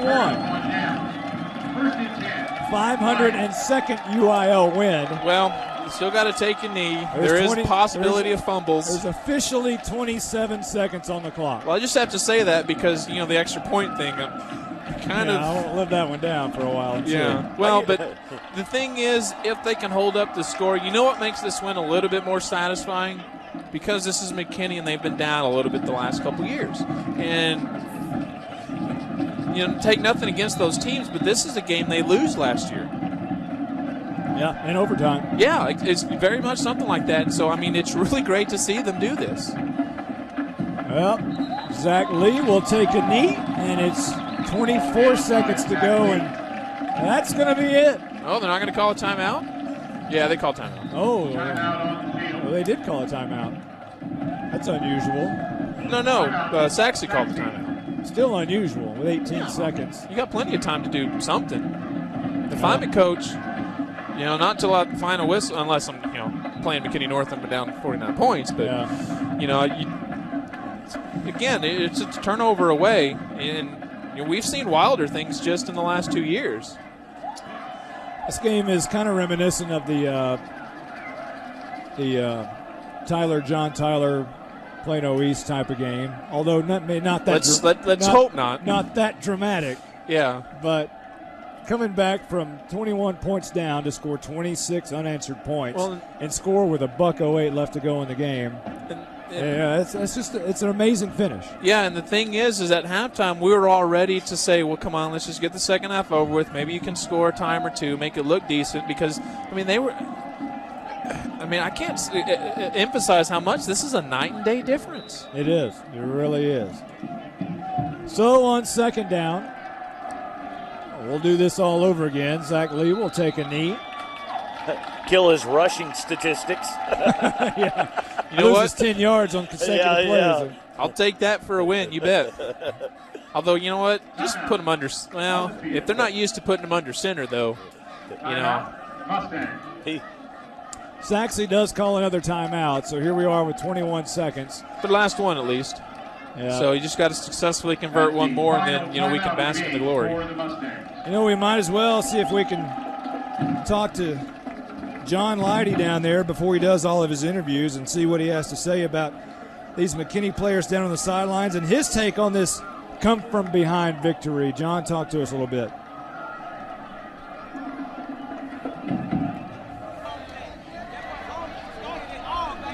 Guys, this is actually a great game. This shows a lot of what McKinney has this year with this great come-from-behind victory down with 21 points. We're going to try to talk to Zach Lee, Matt Lipka, and Ryan Hughes after the game. We'll see what we can do. Back up to y'all. All right, thanks a lot, John.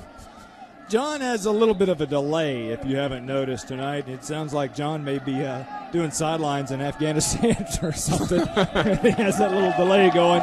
18 seconds, and that's it. No more timeouts. Sorry, Sachse. 26-21. McKinney comes from behind in a classic of all classics. This is one that people will remember for a long, long time. The gold The gold helmets are happy tonight. And somewhere Ron Poe is smiling as McKinney pulls off the come-from-behind upset. It's an upset because they were down so bad at half. Well, and they're a 4A versus the 5A. So, I mean, you know what? There's nothing but positives. Well, let me rephrase that. Coach will always find something to work on. But from our perspective, there's nothing but positives out of this game. That they were down. I mean, they could have given up. And you know what? We would not have thought less if they did. But you know what? They showed all of us wrong. They showed Sachse wrong most of all. That, you know what? This is a team that doesn't quit. And how about this? Zach Lee makes his KLAK debut.